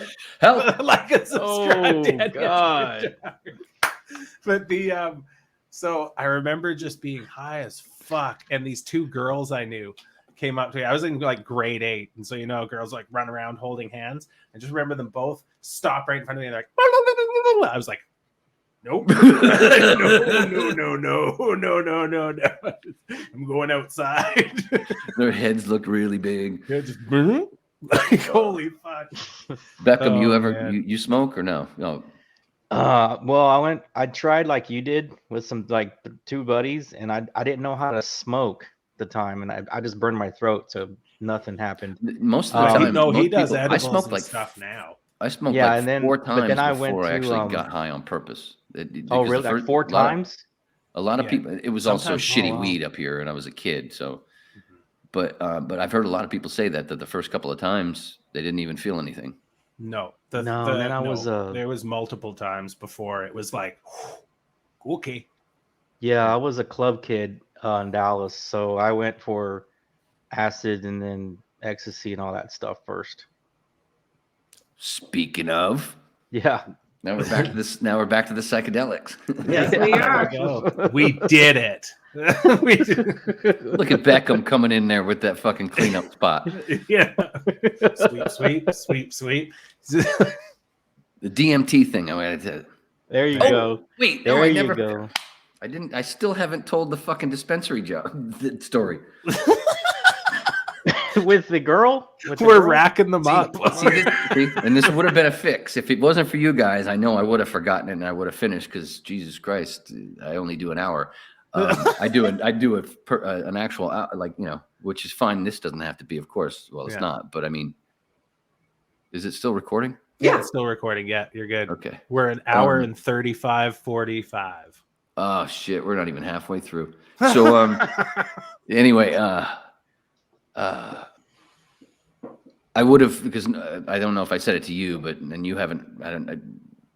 A lot of my podcasts, part of my podcast at the beginning of each one is from me when I only listen to it. I listen to it. I listen to it once after I record, and then I skim through it the second time just to make sure the audio is fine after I export. But I listen through it once just to make sure it's not shit. And to see if anything I want to snip out and add like a couple of sound effects. Shit, I forgot what I was saying. About the weed job? Dispensary job? Dispensary joke. No, fixes.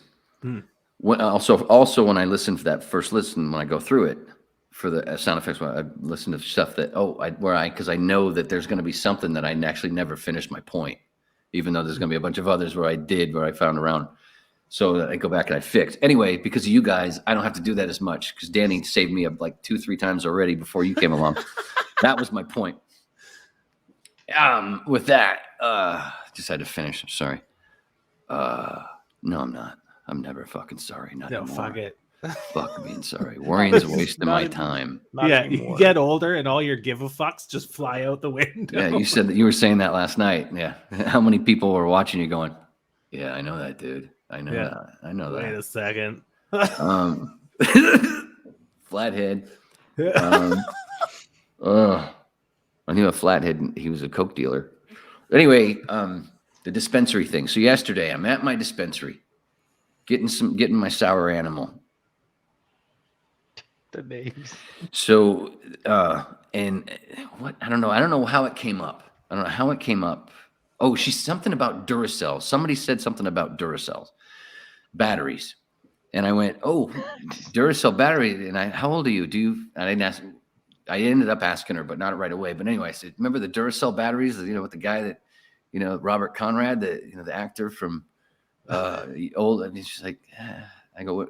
1980 you're born? Oh, okay. Maybe you don't remember those. I don't know. But yeah, there was an actor. Anyway, you know who Charles Manson is, right? She goes, yeah. And I'm like, well, that Robert Conrad guy, yeah, they had sex. I love fucking with people. God. So I go, so you know who Charles Manson? She goes, yeah, that Helter Skelter bullshit. Whatever. He wasn't just a pimp. He was also a whore. And he had sex with a lot of people. And a lot of them were dudes. You know who Columbo is, right? She goes, yeah. As I say the Columbo stuff. And she's like, doing this.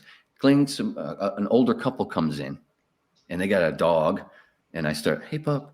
Because he's holding it. It's not on the floor. The husband was holding it. And one of the other bud tenders comes out. And the kid who I've talked to a bunch before about shit, he comes out and he asks them their last name, and they go Cannon.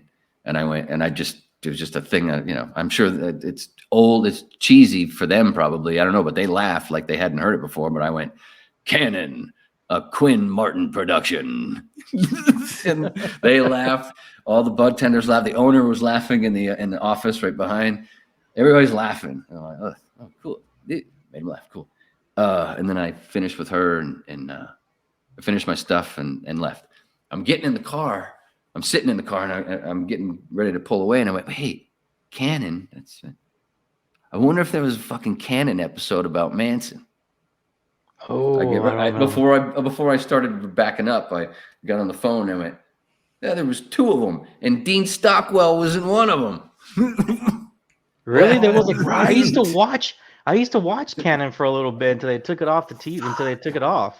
You talking about that big chubby dude? Yeah, yeah. The guy that was where it started as well. Was not just the Duracell, the battery. Somebody saying battery. It was at the same time. I was trying to think of the actor's name in Canon, whose last name is also Conrad. It's William Conrad. Oh, it is. You're right. The So- big dude. so- the big So guy. all yeah. this fucking it was all coming at Robert. All this Conrad shit was coming together. I'm like, what? It's all Like, coming at him. did you know? And I actually had to pull it up, and I showed her this fat guy. He looks like Mr. Spacely. Has he seen the pictures I found Of which of Pettit pictures? on? The ones, I think so. You saw Have the you seen pictures where those? she's all made up like Sharon Tate, Like Sharon? in a show called Yeah. Maddox. Oh And yeah. the guy Mannix. does the like Mannix. Mannix. Mannix, That's yeah. it. Where And the Which I guy remember. cuts her, Yeah.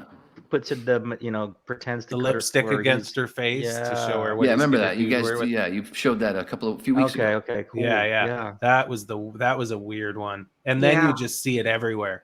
It was just like it's been used and used and used. I had 2 mentioned episodes of fucking Canon. That's Yeah. crazy. I'd mentioned last night actually that Manson had seen that Aquarius show, which was fucking awful. It was like David Duchovny I hated it. and Charles I Manson. couldn't It was get awful. through the second episode. But it's you know Same- what's same here. fucked? You know what's super fucked about that show is because I'd heard people say like they give some awful deep winks to stuff that happened, like more than like because it's a god awful show and they go through a whole bunch of the normal bullshit, but they also have Manson clean cut, and it kind of veers towards his 3-star pimping days in a flashback with him getting rid of some hooker with a couple of business or political guys, like high up political guys that fucked her up. And it's like, and just weird shit like that they put Wow. out there. And it's like, it just goes back into that, what Tom O'Neill and Nicholas Schreck both say about the open secret in Hollywood. It's like the same thing as fucking Quentin Tarantino, all the little things he put in, like Mama Cass and stuff like that. It's like, why bother if you don't know, right? Like, why would that come up? Why would Steve McQueen come up? I love Why that's would, my like- favorite scene, dude. That's my It's so one of my weird. favorite scenes in the movie was that one.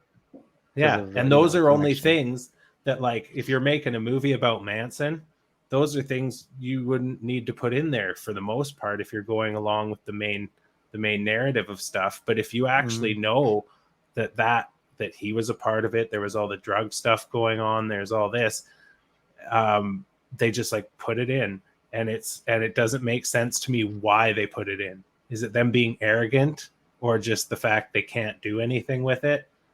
I think it's the second one. crazy. Yeah, it has to be the second reason. I think you can't. I don't Hollywood's even know not why gonna they'd, why they'd flirt with that line is the weirdest thing to me. Maybe they don't know. Maybe just they don't even know, and he knows because he researched with Tom, and he put what he could about the reality of the case in in the movie, what he could get away with. That's what I think.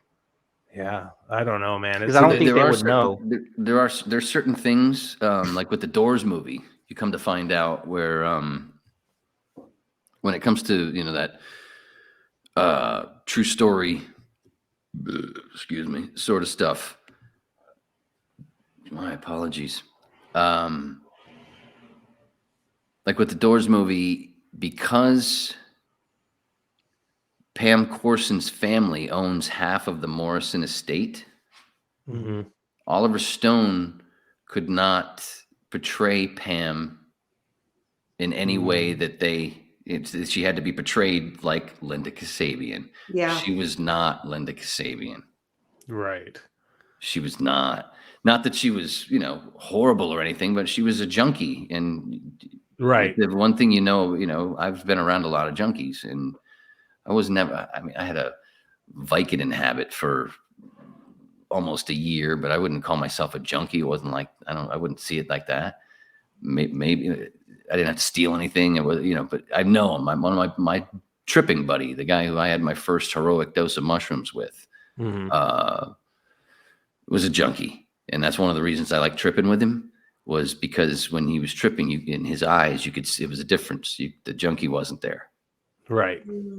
And I kept my eye on him for a long time. He was like a little brother, and his mother really appreciated it because she was in another state. Because she knew, she understood. Anyway, he OD'd a few months ago. I'm so sorry. But Man, sorry about that, man.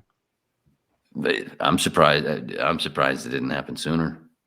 It's one of those things, isn't it? It was going to happen because he wouldn't stop. I actually had him go down and do Ibogaine, but he didn't go to Claire's place to do Ibogaine. He went to a different one that didn't do things the right way, and some guy actually had right near him had a cardiac arrest. It scared whatever, but it helped him for a bit. But he was one of those where he was going down with the ship, like right. Mitch Hedberg. He was like, right. I'm not stopping. No, you could watch that. That was just, like you say, that was just going to happen. That's a freight train with no brakes heading towards a brick wall. But I tried also with, because part of the problem was he had 2 or 3 back surgeries. He had done gymnastics and stuff, and also had been in a car accident, so his back was pretty nasty. But I tried to get him on edibles, for his pain, because a lot of it had to do with pain. And I had an uncle that was the same way, who had broken his back. So I understood having a drink, or I understood I can see, been around it for a while, many times. And but those breaks, he didn't care for cannabis. He just didn't care for it. So he wouldn't do it. So, but when we would trip, man, the look in his eyes was so fucking different. It was kind of like, because when we tripped, we didn't just do a little bit. We did heroic doses together. We usually split a half an ounce, Jesus. 7 grams a piece. And so like I was saying about Ibogaine, seeing somebody who came in to Mexico, came down to Claire's clinic with a severe heroin addiction or Oxycontin or other pills, and to see them when they came in, and then a few days later, the look in their eyes completely different, like they were little kids, which is why all those psychedelic stories are a little kid, like it makes you feel like a little kid. Right. We are receptive to everything. E.T. Back now we're there to E.T. You saw that the whole thing with E.T. dying. E.T. to me is all about it. You can see, I did a little video, and you can see that it's true. It's there. Melissa Matheson knew what she was knew what she was doing, or it was Spielberg with the visuals, mostly. But I don't know. But E.T. is like Spielberg's fucking Wizard of Oz or Charlie and the Chocolate Factory, but people don't see it the same way as they see those other ones. It's much more obvious in those. Right. With E.T., dude, and nobody's talked about it. It was like one of those things, like Jesus was a mushroom. These two subjects are like one of my favorites, because I've searched. Anybody else that's done this thing about seeing this shit in E.T.? At the beginning of the movie, where does first off, DMT comes from a lot of times from a toad. Everybody knows that whole thing about a toad that makes you can make you trip, right? Yeah. E.T. kind of looks like a mushroom and a toad, doesn't he? Yeah. Like a cross between the two. Yeah. At the open of the movie, what's happening? There's this dome, mushroom sort of shaped ship. Yeah. And there's these little animals, these things, these aliens that look like mushrooms / toads in the soil under conifer trees where mushrooms grow, the snow white, the red and white mushrooms. Yeah. and like planting stuff. And then at one point, what E.T.'s doing that with his fingers, and he's, you know, just messing with the soil. And then there's a little rabbit that comes along. There's a shot of a rabbit with E.T. Alice in Wonderland. Yep. Down Yeah. the rabbit hole. Then they cut to the shot inside the ship, and there's 2 fucking different versions of mushrooms. Remember that? No, I don't remember E.T. I at know. all. I'm trying to remember it, but it's been so long since I've Vaguely. seen I haven't it. seen it forever. I can't I wait to hear know. from you after you watch it again. It was still a kid's movie for me It's when I not. saw it. No, they all have some sort of weird underlining thing. So the Reese's Pieces are the Easter eggs, the mushrooms. That's basically what that is, coming out of under the trees too, and for Elliot to get E.T. to come to him. Mhm. They have this heart. Oh, and you see when all the aliens, when all the ETs are right there before the ship takes off, Mhm. they all connect with the heart. It's all here. Yeah. Mm. When you're I remember tripping the heart balls, thing. it's all right here, Yeah. which is why you talk like Jesus. Anyway, so through that, and they're connected, and they show all the connections with them, where, you know, E.T. drinks the alcohol and the beer, and Elliot gets drunk. They're Right. connected. It's the connection. E.T., Elliot, Yeah. L-E-E, it. Mhm. They're one. Which, when you're tripping, everything is all one. Right. There's a couple of the penis joke when he calls his brother penis breath. That's a mushroom joke, man. Because when you think of a penis, you think of a mushroom. A mushroom looks like a penis. Anyway, that's just a funny one well, maybe not funny, but that's just one I throw in there. So at school, what happens with Elliot? What does he do before he kisses Erica Eleniak, who goes on to Baywatch? Yes. He No, lets all the frogs, toads go. Oh yeah, I remember that. That's DMT starts flying around, just starts fucking jumping around. DMT, boom, Damn. connection, the love, all of a sudden the love and that whole thing. And like when you were a kid, when you felt that shit for that girl or that Right. boy, whatever, whoever you are, whatever you did, that really strong first one, and you remember that fucking song. You still, you know, that like the fucking, like a dance, you know, like your first dance, that fucking strength and that whole thing. And then it furthers when you do a heroic dose of psychedelics. Right. Oh, kind of like the first time I got high, I didn't realize. And then, oh, that's what that was. Same thing. Right. You go back to being a little kid. Mm-hmm. E.T. Elliot. When E.T. dies, when he phone home because he's tripping balls. Mm-hmm. That's what you're doing when you trip. Mhm. E.T. dies? Mm-hmm. No, he didn't die, right? Right. Like DMT. When somebody does a blast off of DMT, they look like they're fucking dying. Yeah. Oh, and yeah. then they come back and they go, phone home. They Yeah. fucking phoned home. Oh, man. And they saw leprechauns, I mean Smurfs, I mean Munchkins, I mean little people, I mean Oompa Loompas, whatever the fuck. That's the gold at the end of the rainbow with the leprechaun, who is actually the Smurf. It's all those mushrooms, the Oompa Loompas. That's the gold, is that bam, and that healing, because all that we're describing right now is all healing. E.T. Right. phone home, boom. And then at the end, there's a little bit more, before they go flying, E.T. is wrapped in a white blanket on the bike. Elliot's wearing a red hoodie, just like the red and white mushroom from Alice in Wonderland and everywhere else, and Willy Wonka and Wizard of Oz. And they fly. The favorite, reindeer in Siberia. That's the Amanita muscaria. That's their favorite snack. The caribou, the reindeer. Yeah. Literally, Yeah. that's their favorite snack. Now you know why they can fly. Oh, because it makes them trip. Rudolph, That's funny. the red-nosed reindeer, Mm-hmm. helped his friends see through the clouds. Yeah. The little red and white presents under the tree, the conifer tree where the mushroom grows. That's what Christmas is all about. Santa's the shaman. Anyway, they're red and white. They're flying. There it is right there. And at the end, when E.T. says, boop, I'll be right here. Boop. Be good. Right there. Yeah. It touches Third eye. Thank you very much, brother. The third Yeah. eye, yeah. Wild.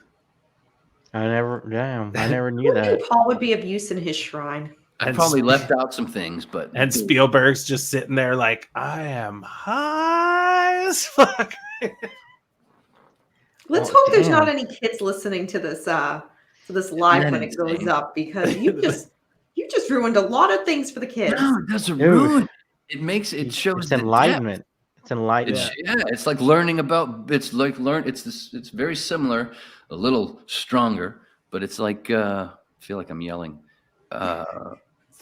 I am.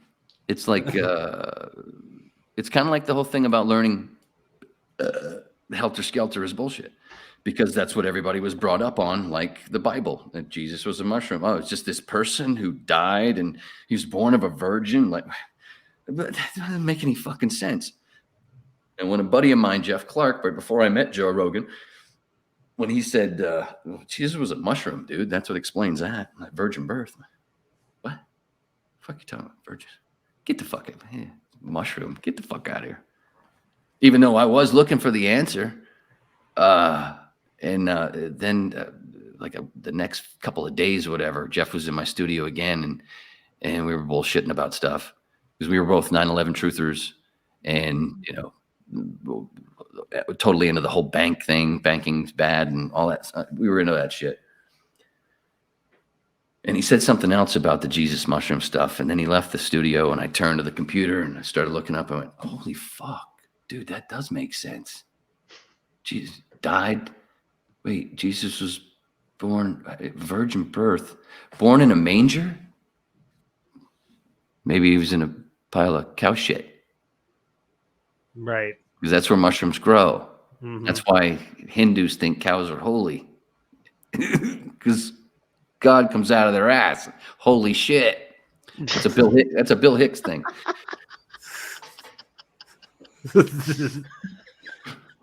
Holy shit. Died for 3 days.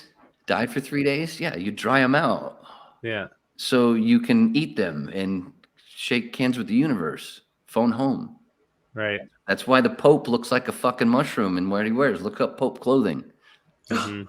Look up Pope clothing and look. I know look he has at- a funny hat. I know. He's got the whole thing. The Vatican. At the Vatican, there's 2 mushroom fountains and a pine cone statue, kind of like making a trinity. Right. The pine cone represents the pineal gland, Beckham, the third eye. You squeegee off, like Bill Hicks said, mushrooms squeegee, or psychedelics squeegee off the black paint that TV sprays over that third eye, along with the fluoride in the water and other fucking garbage that we consume, thanks to corporate America, who outlawed. Hi-oh.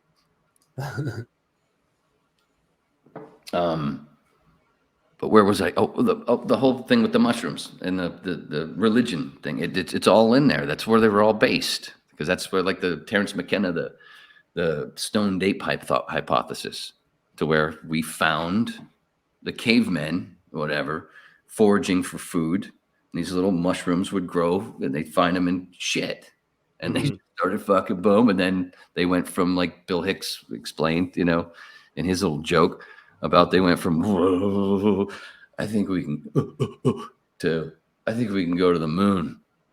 Yeah. Dude, that's what I tell people. Ever since when I started, I was like first year, second year in college, and I started doing that stuff. Dude, my grades just they went up, man. I got smarter. Dude. That's And what that I tell helped me people with that. the brain. I got smarter for real. I did. It is. It's a brain. But shit, the fucking technology we're talking to each other on is because of people fucking tripping balls. Yeah, for sure. The people made fucking Star Trek, and now I have it in my phone, right? Like, Yeah. like fucking ready to go. Um, Oh man. But there was Beckham just said something. It reminded me of something. Shit. But the whole Santa Claus shaman, the ET. We were talking about the ET. I was talking about the ET thing. It's all the same deal. It's all about the mushroom, and that's why, like, Rogan. One of my favorite Rogans. I've listened to it. Jesus, probably 7 or 8 times. Paul Stamets, the mushroom guy. Speaking of Star Trek, Mm-hmm. you know of the newest one, right? Mm-mm. The which one is it? The latest one? Yeah, the one with Star Trek or Joe Rogan? No, Joe Rogan. Sorry. Oh, Yeah, I thought you meant Star Trek, and I was like, what? I meant Star Trek. Did I say Star Trek? Not Joe Rogan. Star Not Trek. Joe Rogan, Star Newest Trek. series. One of the 2 newest ones that's on the streaming thing. not sure. It's got the dude that was one of the actors, the young actor. He was young at the time. The one that helped put the whole thing with Kevin Spacey getting canceled. Oh yeah. Rap. Mm-hmm. He was in Dazed and Confused. Mm-hmm. He was the one that said he had the dream about Abe Lincoln or whatever. Yeah. Anthony Rapp. Yeah. In that show, whichever one it is, he plays a character named Dr. Paul Stamets. They named him after Stamets. And the part of the plot of that first season, I think, I didn't watch the whole thing, is about spores for their travel shit. It was all about spores. Right. Gene Roddenberry knew what the fuck, because a lot of those episodes were about tripping. The whole thing with the OK Corral, the different. Now we're doing it again with the movies, with the MCU, the different realities. Parallel universes. There you go. That's the phrase I was thinking of. It's all big stuff. Yeah, and it's working. It sells. It works. Parents' banking boyfriend wrote Trouble with Tribbles. Whose boyfriend? Stephen Parent, the guy. Oh, dude, he wrote Trouble with Tribbles. That's right, dude. He wrote for Star Trek, right? Or produced it. Fuck. Yeah. Thank you, Danny, for helping me pull it full circle. Look at Daniel just staring off in space. Like, I don't know where the fuck I am. Oh my god. Yeah, he did. Okay, wait. Did he write? I just needed her there. I produce didn't even need for her to Star say Trek? anything. I just her face made me do it. Did he write gets or the credit. produce for Star Trek? He was one of the writers. He wrote. I think he wrote right. like 3. I think he wrote 2 or 3 episodes. One of them was Trouble with Tribbles. Wow. Crazy.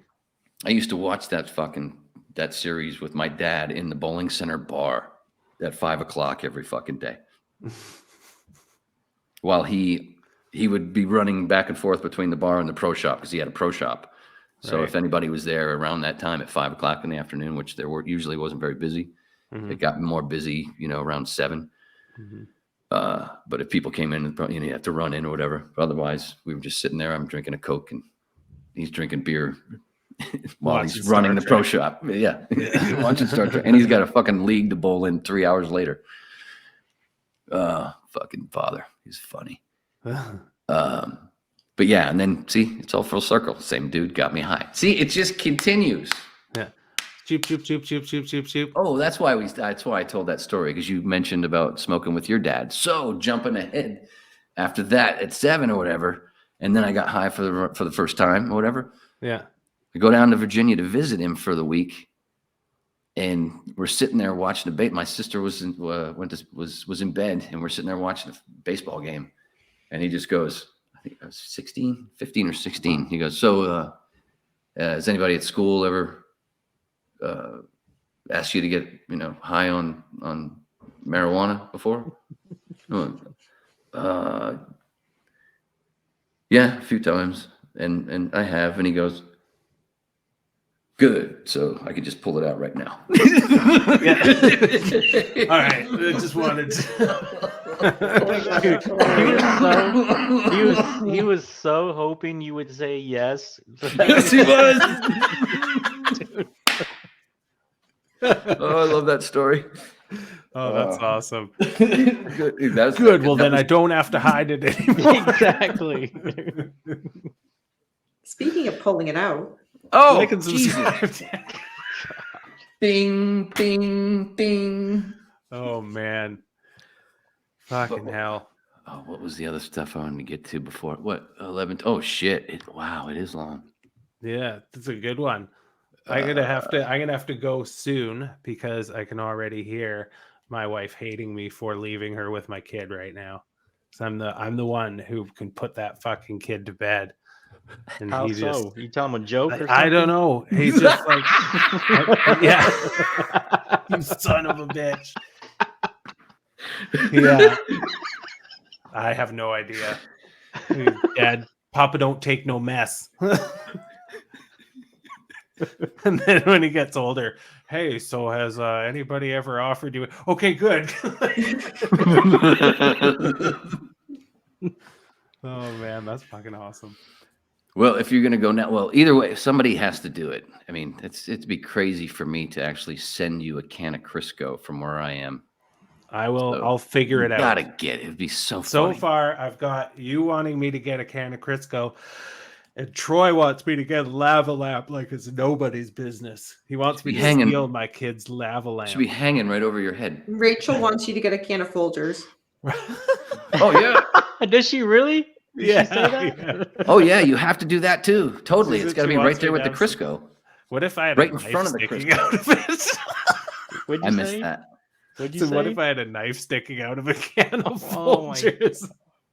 All right, that might be a little far. Damn it. Oh, No, Paul, that's where do you but- think of this but stuff? That's a one-time thing. Oh. That's a one-time thing dig it. for the next Halloween show. The Folgers Just the one time with the knife. with the knife. I just No, the keep my Folgers knives needs to in it. stay It's like there. where you take them out of. Are you kidding me? For the Halloween show, no one was looking at them. They were looking at me. I don't even remember what I dressed up like as. I don't know if I saw that one. I don't think I had grabbed it. I didn't come in. Oh, that was on my channel. It was That was on on her your channel. channel. Oh, is She's it? pretty much Yeah, like it's still up. Ask What me were anything. you Halloween wearing? edition. It was a corset, Yeah, That's I wore right. a corset. and I it cut broke off. the I internet. cut off all my facial hair, and except for this giant mustache. And Oh, then the my Denny wife was DiCarlo like, thing. Yeah. And then my wife. that's why I did the roast we're joke doing about fucking. We're We're going to do family photos tomorrow, and I'm like, great. But you know what, Paul? It was great for my show, so thanks. Yeah, no worries, man. I'm pleased to aim. But yeah, you do that needs to like right over your left shoulder in that on that shelf right below the books should be the can of Crisco. Just hanging out. And the front of Folgers can should be right by underneath the guitar all the way to on my left, your right. Oh, okay. Right there, Yeah. just to be funny, because then they'll notice that one, and then as people look at that, and then they'll go, "Wait, is there something else hidden there?" And that's when they'll see over your shoulder. that would Crisco. be funny if you had the Folgers canned. Like, Yeah, and don't I'll even talk about it. No, Just wait till people I'll put the notice. can right there, and I'll just fucking put a knife in the wall. oh No, you see, but no, what I'm saying is no, but you save the knife part Right. for the next Halloween, and that's it, just for that one show, because just the one time, and then you're fine. It's not not a keep it because we Then know I'm how, not- but it's perfect for Halloween. And talk about something original. I mean, Jesus Christ, we're all old. We've gone through a lot of Halloweens. There's not a whole lot of originality anymore. Mm-mm. That would be fucking original. that would Yeah. be What funny, I wore, dude. what I wore. What a Yeah. great Well- fucking screenshot that would be. I'm gonna dress up like a can of Folgers, and I'm just gonna like walk around with a knife hanging off of me, and I'm gonna be like, "I'm already dead."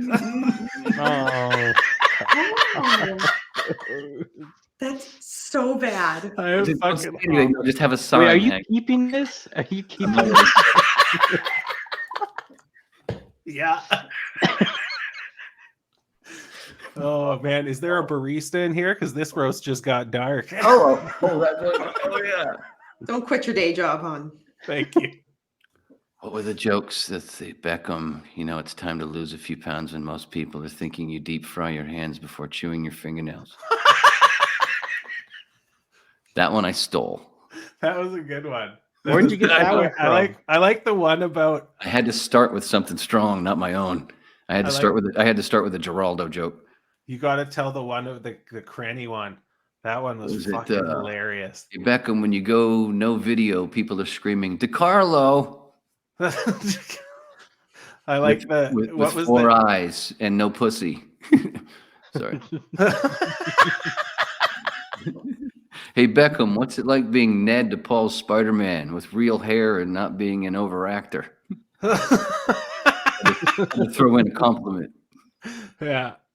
Of course, Danny is here. What the fuck is it? Hot Air Balloon Fiesta 2022 already? Shit, I blew that one. Speaking of blowing that one, like hello. Oh man, see, it all fits. Everything fits. It's all a puzzle. Speaking of it all fits.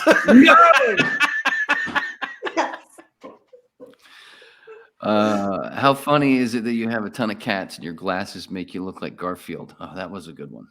That was all right. That was all right. It was funny to me. It was funny to me because I was surprised that nobody had said that in the comments before. All the newer some of the newer people. This is a roast, people. At least a little quick one. We'll say now. Who the fuck is Paul? What is it? Paulcast. I fucked that up. I remember. Yeah. Paul is so hairy. Patricia Krenwinkel called him from prison, accusing him of stealing her look. That's amazing. Oh, I don't remember that one. Is that when he was cutting out? Yeah, not on some of them. That's why I was. I don't. See, I don't remember that one. Okay. I never got to see it. I just knew that it cut out somewhere in order. That's why it was going to be the joke that I was just going to run right through them real quick before you guys were on. But I babbled on about other shit. So that's why I'm trying to quickly just. But yeah, I knew I cut out and whatever. Seriously, Paul is so hairy. He collected a day's worth of hair that fell off him, and after sending it to Lynette from and Sandra Good, they said it was enough for them to make 16 vests. I had to say 6 for the comedy effect. Fuck. Paul's mom thinks he's part of QAnon. It's true, he is. They wanted it because they're making their version of the AIDS quilt, and thanks to Paul's hair shedding within a week, the quilt was the size of a football field. Oh, and then I told myself to shut the fuck up. Oh, that was awesome. That was fucking rad. That was my first roast. Yeah, that was a good one. I love the Krenwinkel one. Oh, that's good. Yeah, I did steal her look. Dude, we used to have, it's like who wore it better? All that hair is like the arms, and you can see it everywhere else but her face. But the funny thing is, with the hair thing with the girls, it's always Susan Atkins, because the pictures of Susan Atkins, it always looks like she's got a mustache and like she needs wax. Her and Gypsy. If you ever see Gypsy, they both have the dark hair. But if you get there's not too many of them, but there are some shots of Susan Atkins like really big smiling, and her teeth are completely methed right out of her head. It's incredible. And they put all this stuff on her, but she's like a young meth head. And she looks like one when they really show her. It's incredible. I also finally got, when there's that one shot of them walking into the courtroom, and what's it? I think Linda or Leslie Van Houten goes like this. Not Kasabian. Krenwinkel goes like this on her, and Susan Atkins does the thing where she's like this and looks like she's like looking the camera guy up and down. And I finally figured out that it was 1 is 1 is 1. Oh. And they were talking because they would shoot little messages to each other through the camera with hand signals and stuff like that. And I finally read 1 is 1 is 1. That's some Jesus mushroom ET DMT shit right there, man. I've been watching too much of this shit is what that means. What happens? Yeah. Oh man. All the information, so much information at our fingertips. And the funny part is there's so much that doesn't get paid attention to. But anyway, that's a different thing. Anyway, I feel like there was something that we came back to the ET thing. What else was it? I was gonna say, man, the roasts are fun, but we used to have this really funny person, Pez. Remember that guy? Oh, that was funny, but then I don't know, he left or something. Yeah, it got mean. It was like it turned out to be one of the trolls, but for a little bit there, it was so fucking. Oh, you mean funny. somebody? Just, you mean somebody commenting on the podcast? yeah, Yeah. somebody that was in our chat, and they were so fucking funny. They for a were bit, and funny. all they would do would Mhm. like roast Beckham the whole fucking time. It was so funny. It was funny. But then I he thought started it to was get funny. mean. It was it said one. I fucking wish I could remember what it was. It said one. I almost spit my fucking coffee. Did you guys know him? Did y'all know who he was? No. We know or- who it is. We know who it You is do now. know? You didn't. Oh, okay. We We didn't didn't at at the the time, time. but no, we do. Otherwise, I would have just fucking blocked him. No, there for a Funny or while he not. was funny. Yeah, it was good. Yeah. I must have been before my time. Yeah, it was. Yeah. That was like early on, like our first couple. while of, we were finding our feet. And that's something I wanted to mention for anybody watching is the way you guys got together to do the podcast was you started talking at somebody else's. Yeah, we were in Stoner's chat, Stoner Van Houten's chat, and then we started looking more into it, and we all ended up with Neil Sanders' book. Now is the only thing that's real. And we decided to like read it together and bounce ideas off each other. And then we were like, let's do this in front of people. And then it just turned into what it's turned into. Something I was looking for. I've been looking for like 5-6 years. After hearing Shrek on the Midnight Rider. Right. And it's stuff that we were looking for. It's like what we were looking for over at Stoners and any other place is we were trying to find a place where you could, you could look into stuff and not have to worry about getting jumped all over. Right. Or like, Yeah, because we're learning. We had just started. I didn't know who Charles Manson was. Yeah, we had and we're still learning. And that's the cool thing is we have people in there in our audience that know a fuck ton more than we do. Oh yeah. And they'll come in with these awesome like tidbits, and then they'll get a hold of us on the side and they're like, here's all this information. That's really cool. That's one of the funnest parts of doing this thing. And it's neat that it comes across that way because that's kind of what we wanted it to. An actual fun, like a fun book club. Right. That's what we called ourselves when we would meet. We would meet like every Wednesday night on video, and like we'd be like, okay, we're gonna get to this point in the book, and then we're gonna talk about it. And we call ourselves the Nerdy Book Club. Yeah, it was hilarious and You fucking don't have to leave the house. It's the beautiful part. Yeah, and it was when I knew that we were doing something right with how we were going about it was when Mike Brunner reached out to me and was like, hey, thanks for doing this. You guys are really respectful. You guys are doing all this stuff. You're doing it the way that you should be doing it. I was like, holy fuck, thanks. Mike Brunner, who, if anybody listening that doesn't know, that's actually checking this out, is Charles's son. Yeah, and with Mary Brunner. When we were on the roast, I didn't even realize it was him. I was about to say that. That was so one of the other guys. You're like, oh, that was Mike Brunner. But it kept me from fucking saying something stupid. It's so funny because I was like, I've talked to him a bunch of times, and he's had his birth written about like 3 times less than Jesus. And it's a weird thing to wrap your head around. He's the chillest dude. He's just like, he didn't really pay attention to it. And, but that's the one thing that's like pretty much every single one of these books is written about how Mike was born. And he's an actual person. Michael, what was it?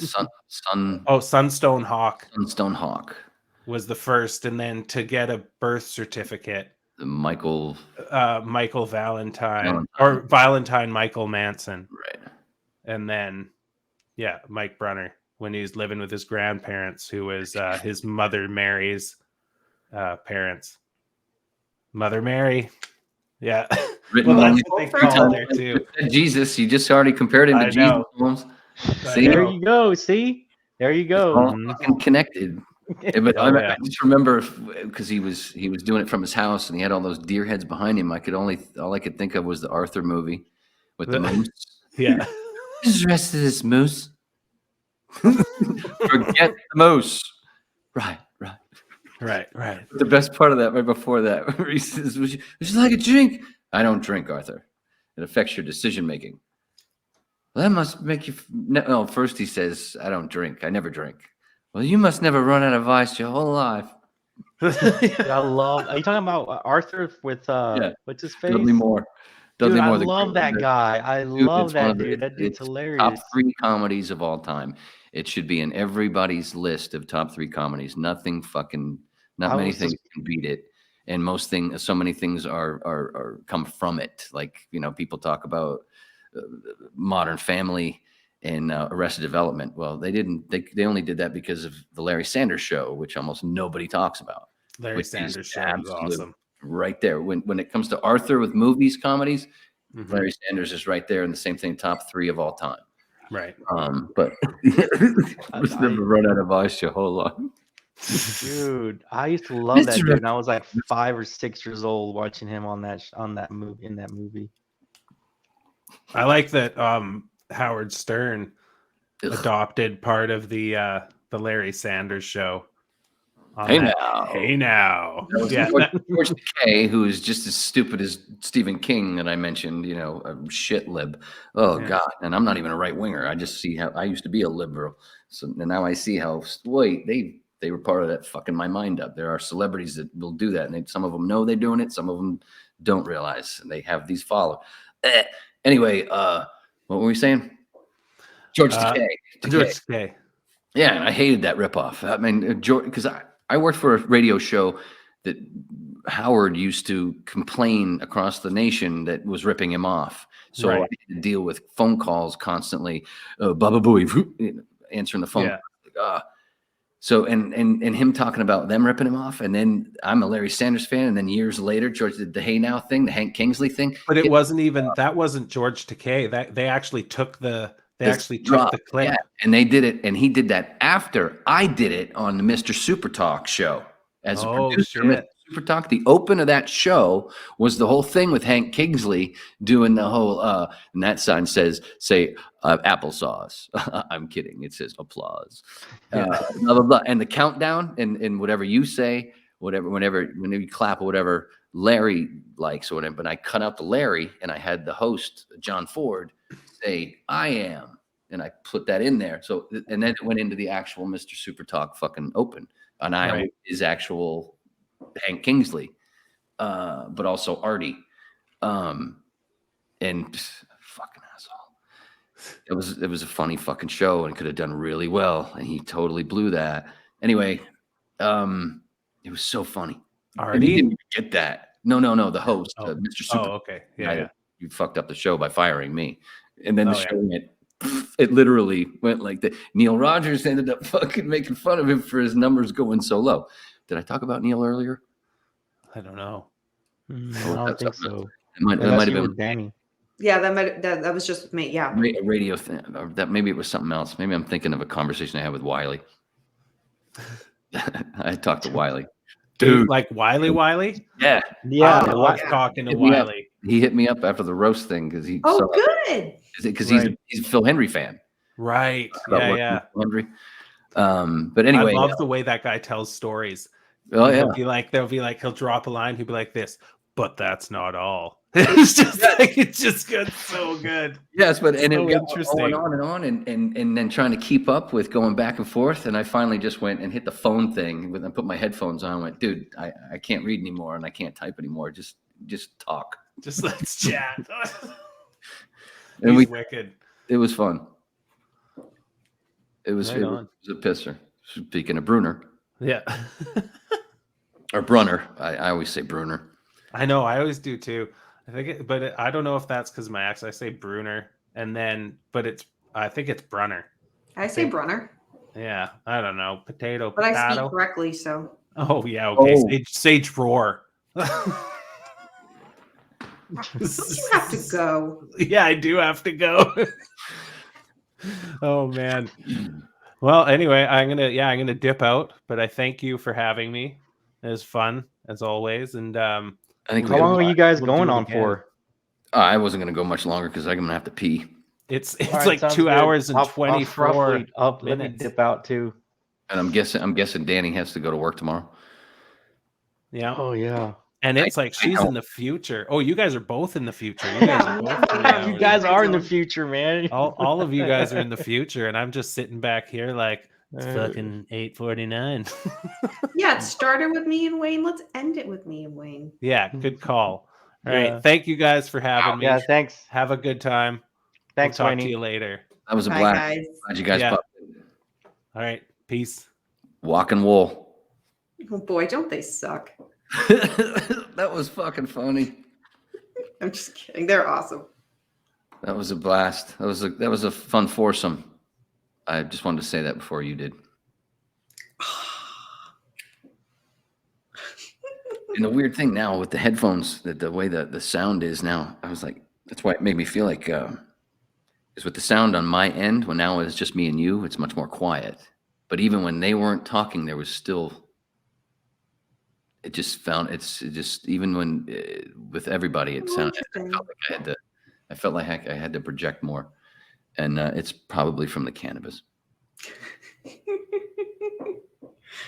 Yeah, no, I got to be up in 5 hours for work, so fun. Luckily, I don't have to do that. Oh, lucky. It's not really. It's mostly because of an injury, but oh, right, you said that. Fuck. Yeah, this workers' comp thing. I think I said it in the chat once, or I made a joke about it. Yeah, Like, you did, and some of you guys are always here. Like, thank workers' comp.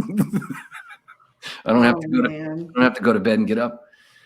But anyway, yeah, you got to get up early and go help people and cats. Yes, Wednesday's one of my shifts. It's my Wednesday cat night. I volunteer there. I've done it for 8-9 years now, and I go every Wednesday night and I feed, clean, socialize, and I take pictures of all the cats and kittens that are available for adoption, and I post them. I had a buddy of mine that I met in radio school in Florida. Was an actor. He was in Ace Ventura. He's at the end. He's the referee that flips the coin at the end when they show the Super Bowl happening at the end. Yeah. Before Dan Marino gets saved. He's the ref with the glasses. Cool. I moved to LA a bunch of years later. I'm working at Bed Bath & Beyond before I get my LA radio gig, where I worked with Phil Hendry again. And all of a sudden he's in my line, and I'm working a register, and I'm like, dude, what the fuck? Dude, and hadn't seen each other in so many years, blah, blah, blah. So we stayed in touch, and he was a cat guy. I got my adopted 2 cats from him. He used to go feed a bunch of feral cats every night near his place. He lived near where that area where they dropped was it not Lino's wallet, but the La Bianca wallet, that gas station where they did. Oh, yeah. Rosemary's. Yeah. Laird lived in that area. Oh. And it is not black, it's well, now at this point it wasn't as great, but it was a little more built up, but still not the greatest spot. It was a cheaper place to live in that area. But I adopted my two cat, Rex and Apollo, from Laird's place that he did. He had the feral cats, but he also had always at all times at least 25 in his home. Wow. Fucking guy, the cat man. It was crazy. Oh, that's amazing. I can So only much, but amazing. I can only imagine what that fucking place smelled like. Ugh, I never went. He brought Rex and Apollo to me because he knew me for so long. He knew what kind of cats I wanted. And I said, I want 2 buddies that aren't going to fight. They're cool. Rex was the athletics, thin one that jumped everywhere. They ate the same amount of food, but Apollo still was the tabby fatty. They ate the same amount of food, but they were different. It was fucking crazy. Like, how are you getting fat still? You don't even move. Oh, because you don't move as much as Rex. Rex would actually used to crawl on my shoulder. If I was doing this right now and Rex was here, he'd be laying on my shoulders, cleaning my hair. Oh. It was a badass. I had fun with that whole thing. Stop with talking shit about black cats. They are the bomb, but so are tabbies, because Apollo was the shit too. The place I volunteer at, the cat shelters where we adopted ours, and it's in Salem, Massachusetts. So, I mean, come on, we're strict with our adoptions, but you know, especially around Halloween. I mean, yeah, because people just, I want a black cat, and then it's black cats don't get adopted as often because there's all this like, oh, they're mean, they're this, they're that. You can't take good pictures of them. It's like, what the hell is wrong with you? Bad luck. When I had Rex, do you know how much punani I got? Sorry. Talk about pussy. I got to put things where they fit. That's a good promo. There was a bunch of good. This is a good bunch of fucking good little clips. And how long? Oh my God, 2.5 hours. We're just hitting 2.5 hours. Oh my God. And I never got up to pee. Well, you know what? It's about that time. Well, thank you for having me on your channel. I know I babbled a lot, but you knew that was kind of what it was going to be. Oh, 100%. But, and everybody, I want them to go to Dani After Dark and Paulcast. And like I said, the links will be there, but I want to make sure, did I get everything? I got it. Oh, the TMZ. I was going to get to the Zeitgeist Movement Atwa stuff, which I don't understand why I can't get a response from anybody about that. Venus Project and Zeitgeist Movement are about, it's the same kind of stuff, but it's got technology on top of it. To me, it's something I've been into for a long time. But anyway, you got to go. We got to go. 2.5 hours. That's pretty badass. I'm happy. But what you have to do is see if you can do this. Next thing. So we've got to do the close now. So now just say, listen to Jimmy Dore. Watch Jimmy Dore. Can you hear me? Say it. Yes. Say it. Say, watch Jimmy Dore. Say it? I thought this was going to work out better. You know what? I'm going to stop it. I'm going to start over because that's not fair to you. And I couldn't understand. Is it too loud? Maybe it's too loud. No. So as going out, say, what's my normal close? Watch Jimmy Dore, Redacted Tonight. I'm saying it now, so you don't have to do it. But I wanted it to end with you hitting that bumper, hitting that shit. I can't even say it now. I'm a radio guy. The sting. Oh my God. Where the music goes, right before the music goes, boom, boom. That's where I usually end it for the boom, boom. I wanted it to be you. So I should have told you beforehand what to say. So then you actually knew before I hit play, but I didn't hit play. When I brought it up, it decided to play on its own. So anyway, let's start that over. I'm so confused. Just plug the Paulcast. Just start plugging the Paulcast, and when I point to you, stop. Start Okay. Paulcast, Dani After Dark, quick. 10 seconds. All right. Make sure to like and subscribe to Dani After Dark and the Paulcast for all your true crime and Manson channel needs. And what else? And of course, make sure you're subscribed to Waning Interest Podcast. Oh, you already do it. There it was. You know what? Messing with my peebles. That worked. Stop recording.